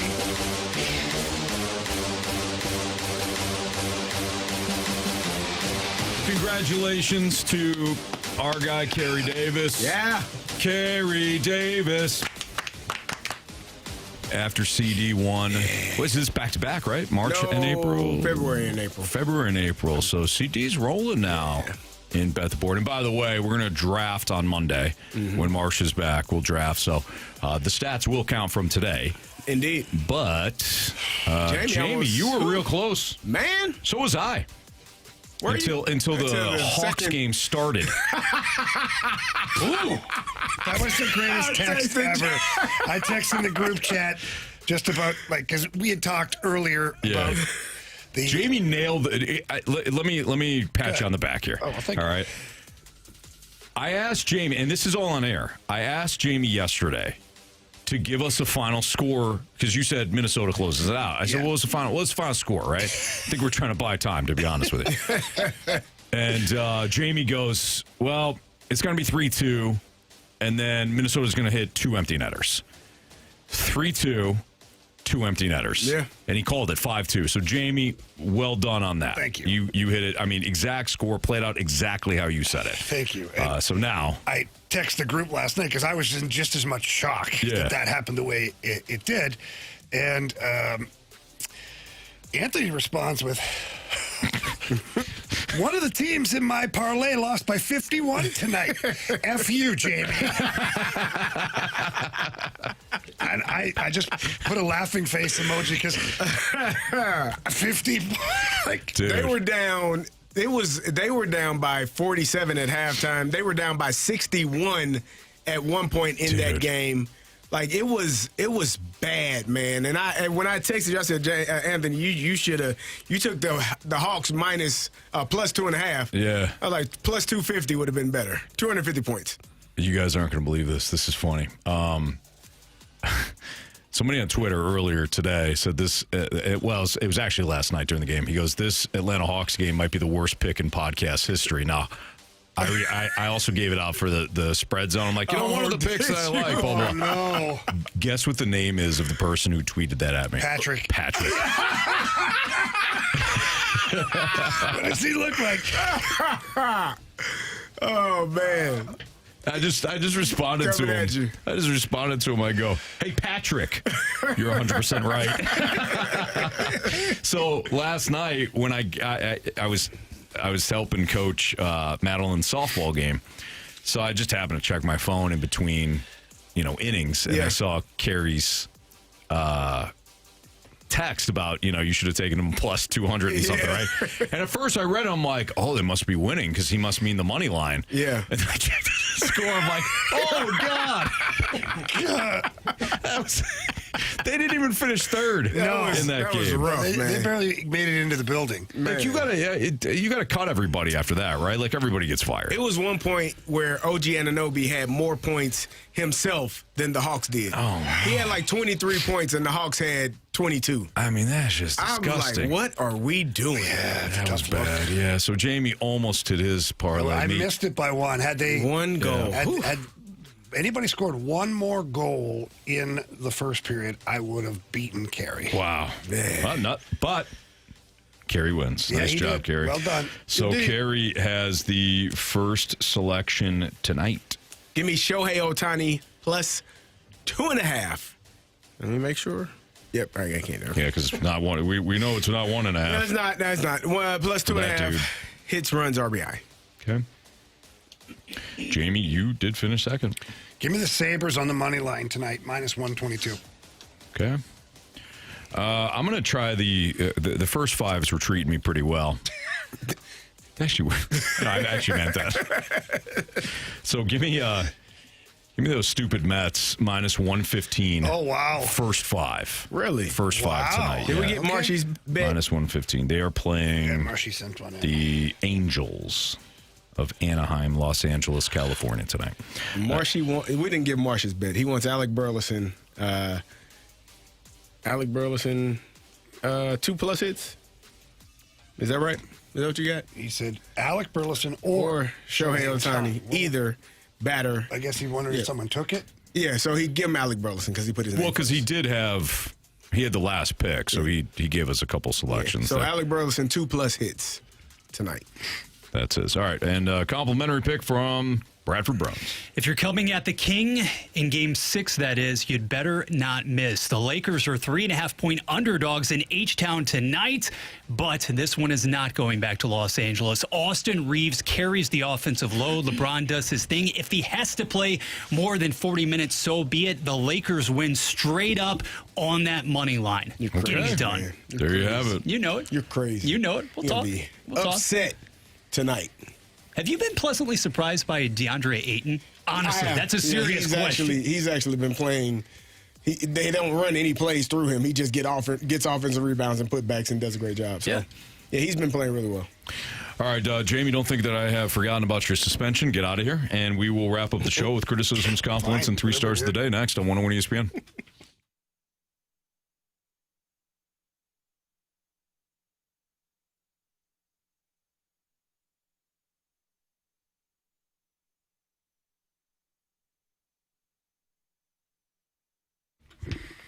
If you're selling your home or you're thinking about selling your home, call Gloria Lou with Your Home Sold Guaranteed Realty. It is a perfect time of year to list your home. And right now, Gloria Lou, she's pricing things to sell. She's going to make you the most money possible, but going to get you to the closing table quickly as well. I've talked to a number of people who have listed their homes with Gloria Lou, and they're talking about 2, maybe 3 days before they have an accepted offer, and they couldn't be happier with the price that they're getting for their homes, and that's because Gloria Lou knows exactly what she's doing. She also has a buyers and waiting program, which helps a lot of people out. There's people waiting for your home to hit the market. And if you have a home that's in their price range, sometimes you're getting multiple offers right out of the gate, which is huge for home sellers these days. But you do have to call Gloria Lou. You can't sit around and procrastinate and think about it. No, call her immediately. Tell her Jamie Rivers sent you in. Her number's 314-325-6888. Again, that's 314-325-6888. Or you can always visit GloriaHasTheBuyers.com.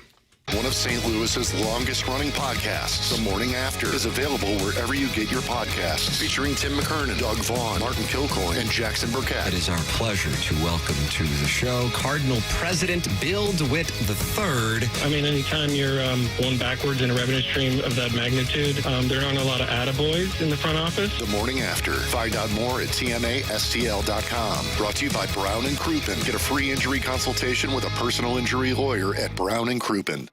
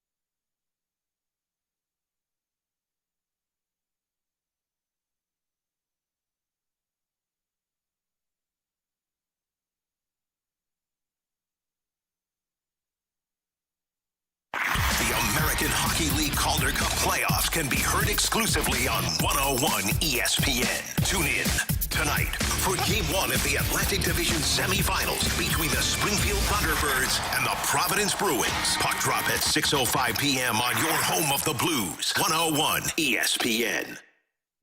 101 ESPN Sports Center. Calder Cup playoffs coming up momentarily. Good afternoon. Bradford Bruns with you here. A Sports Center update presented by Saliga Heating and Cooling. Fastlane signing off a few minutes early today to make way for game number 1 of the Atlantic Division semifinals. AHL playoff action. The Blues top affiliate coming from Springfield. The Thunderbirds visiting none other than the top-seeded Providence Bruins. Puck drop happening at 6:05 right here on 101 ESPN. Moving along to the parent club, Dylan Holloway has been extended by the note for 5 additional seasons. AAV, per Jeremy Rutherford, of $7.75 million. More NHL action tonight involving the Canadiens and the Lightning, as well as Vegas and Utah. Downtown at Busch Stadium, meanwhile, the Cardinals and Dodgers opening a 3-game set. Matthew Liberatore opposing Emmett Sheehan on the mound. This SportsCenter update was brought to you by Saliga Heating and Cooling, a Daikin heating and air conditioning dealer. Buckle up. This is the Fast Lane on 101 ESPN.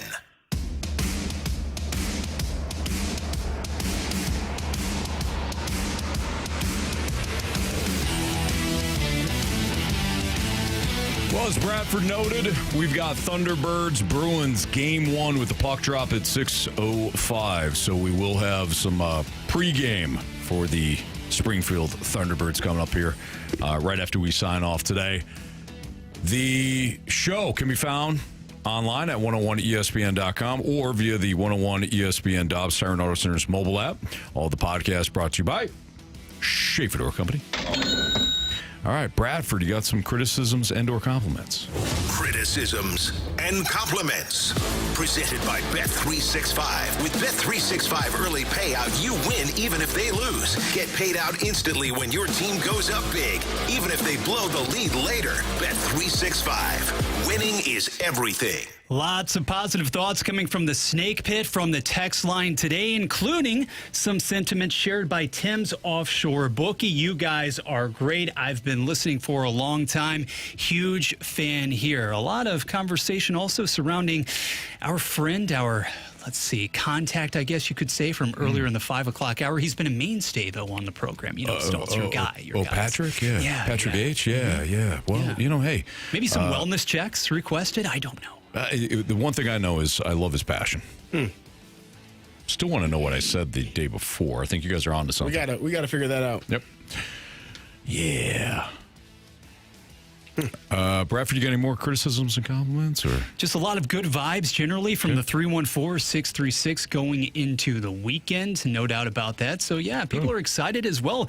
Not only about the Holloway news, of course, Dylan Holloway, in case you missed it, has been re-upped by the note 5 years, 7.75 AAV value, though, but also the opportunity to check in on Springfield, of course. When you're talking about the playoff matchup, it's definitely an underdog versus, Goliath sort of situation because Providence is no joke. We heard Jamie talk about it earlier in the program. Top seed, top team in the AHL by a mile. But Steve Ott, needless to say, did the job upon taking over there. Yeah, absolutely. This team that they're about to face is an absolute juggernaut, but I love what Steve Ott has done. We had a chance to talk to him a couple of weeks. What, last week? Was it last week? I think so, yeah. Yeah, I think it was last week. And we all remarked at just how he sounds like a coach now. He's got that coach speak to him. And the way that he was able to kind of turn things positive. Not that there's any negative things to it, but like every question was answered in almost this positive light. And he had vision. Sounded like a coach. I agree. Anthony, we're getting some questions about Patrick H. and wanted to make sure that the date of the email was sent March 1st, 2025. Yes. That means the day before will be February 28th, 2025. I don't think it's a leap year. That's my wife's birthday, too. Oh, so. Man. What could I have said? Patrick H., the emailer. Yes. We'll figure it out. Yeah. Carey, did you also see the late submission for compliments? Bill and Ted on Broadway CD. You have the most joy-filled laugh. No, thank you. Yeah, Lapping it up. A great laugh, man. I enjoy laughing. Hardy. If you're not laughing, you're not having fun. You're not laughing, you're not trying. Yeah, find things that make you happy. Absolutely. That's fine. Yeah, it works. Okay. Yeah, cool. Bradford, you got some 3 stars? It's time for the Fast Lane's 3 stars of the day, presented by Circus Sports. No bet fees ever with the world's largest sports book, now at your fingertips in Illinois and Missouri. All right, guys, star number 3 also doubling as what I learned today, and that is the right way to practice how to change your shirt when happy accidents occur. That was interesting. Accidents happen. It's important. I mean, it's part of life. It's part of life, right? You just change your shirt. Yeah, just ask Jamie, It happens. It's okay. It happens to everybody. We're all human, right? We all practice I don't as think it human happens beings. anymore. Well, since I was a toddler. Baby. Yeah, no, it's been a while. It's been a long time. Yeah. For me. I don't speak for everybody. No, of course. Yeah. But that comment that Jamie made was definitely interesting. Mm-hmm. Yeah. He was referring to the Oilers not, fixing some issues, the problem. Yeah. And he said that's like crapping yourself and changing your shirt. That works. That's what the Oilers did. Now, sometimes it is a change, just not the change you need. Sometimes there are extenuating circumstances. Yeah. For instance, when you're on a board for 12 consecutive hours. I'm not talking about anything personally. No, yeah, but you're all right, though. Yeah, I am. Okay, good. I'm great. All right. Thanks for asking. Yeah, you got it. Absolutely. Star number 2 goes to stubbornness. Dang. We saw none of that displayed during the 4 o'clock hour. Oh, the Gauntlet. Man. Wow. Ooh. We got one guy here, man. So stubborn. I mean, he was going to not let it. Hey, that's not. I know what I'm doing. Okay. Do you? Do you? Do you really? Why don't you bother Anthony? Yeah. Anthony usually gets it right. There's a theatrical element to. I mean, obviously, we already know the answers, right.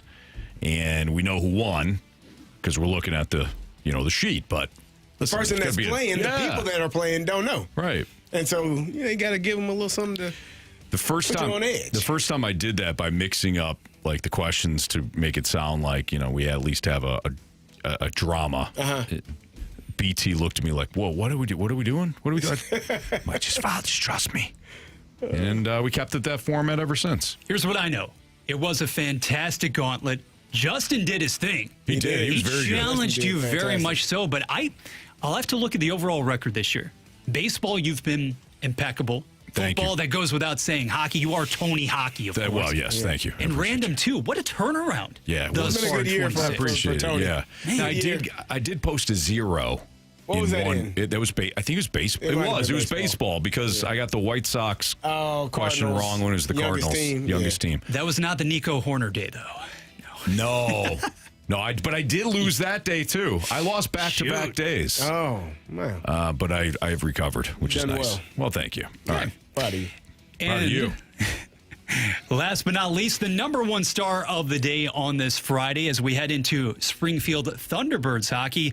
How about the St. Louis Blues and Dylan Holloway being in place now officially for 5 more seasons? He was a linchpin, to say the least, post-Olympic break. And the note, definitely you can start to really get a feel, I think, Stoltz, for at least the better part of your top 6. Remains to be seen what ultimately happens with a Robert Thomas, but the two-way game for Dylan Holloway, invaluable to this roster. No doubt. Yeah. It's one of the big off-season checklists that you can make now, too, Check something off, cross something off. Yep. So that's good. Good for him. If he stays healthy, he is a vital part of what the Blues are going to do in the near future. And again, if you missed the conversation that we had, because I know people, Carey, they jump in and out of their cars. Maybe they check into the YouTube channel throughout the course of the day, and you might not have heard the Dylan Holloway conversation. As soon as it broke, we had a full segment, and then really we started talking about it in the Sports Six-Pack, too. So, again, you can listen to the podcast and get all your Dylan Holloway update news. So, what do you guys got going on for the weekend? This weekend, I'm relaxing. Yeah, good. I'm not doing much of anything. I'm going. You were out of town last weekend, so you're in town this weekend. In town this week. Just gonna. I got some stuff that needs to be repaired around the house. Some things to take care of. Try to dive into that, and nothing really. I'm chilling. Did things sneak up on you this spring? Because it's definitely for me when it came to like the outside stuff. I get. It always does. I'm trying to get my garage clean. I got stuff. And I always said I would never be that person that stores stuff in my garage. When I drive into the garage, I'm like, oh my God, I have to clean this out because I don't like clutter and stuff everywhere. And so it's probably going to be one of the projects I do this weekend. Yeah, I gotta get to that too. I got stuff crazy. All over the place in the garage right now, and I'm with you too. It's easy because it's out of the way. It's not in the house. Yeah, you're not staring at it constantly. Staring at it every day. You just see it when you park, and you're like, oh, that's been there, okay. Right. And then you go on about your day, and then sometimes you just see it. You're like, all right, enough is enough. It's always on your mind, though. It really is. Might be in the back of your mind, but it's always on your mind. It definitely is. Yeah. Could be an early Mother's Day activity downtown tomorrow for the wife, actually. Looking forward to that. Won't disclose too much, but there's also, Carey, as you know, basketball galore tonight. Rockets, Lakers. I'm psyched for that one. Needless to say. And then tomorrow night, a Game 7 that we did not anticipate seeing in Beantown, Boston and Philadelphia. Will Tatum go? Will Embiid bring it as well? I think it could be quite the Game 7 there. Well, let's hope. I think it could be as well. And of course, tonight you've got a couple of 3-2 matchups in the NHL. Jamie predicting that all 3 series end tonight. Interesting. I don't know if we'll see that. I have a feeling Utah will extend things. I have a feeling that Houston will as well. I could see. Yeah, Bradford. He didn't hear me. Carey, you know how I came in outfitted today. You knew this was intentional, sir. This is Cleveland-era stuff. He's turning back the clock yet again. I don't know, man. Call it. You're not seeing it? Okay. He's tired. All right, it's a perfect time to sign off right now. Again, we got the Thunderbirds and Bruins puck drop at 6:05. We got a little pregame coming at you as well. Everybody have a great weekend. We thank you for listening throughout the course of the show. For Jamie Rivers, our guy Bradford Bruns, Carey Davis, I'm Anthony Stalter. See you. The Spread Zone, where sports betting meets reckless optimism, questionable logic, and the occasional stroke of genius. With hosts Anthony Stalter, Tim McKernan, and Scott Rizzuto. Check out the latest from the Spread Zone at 101ESPN.com or the 101 mobile app. The Spread Zone is brought to you by FanDuel Sportsbook. Make every moment more.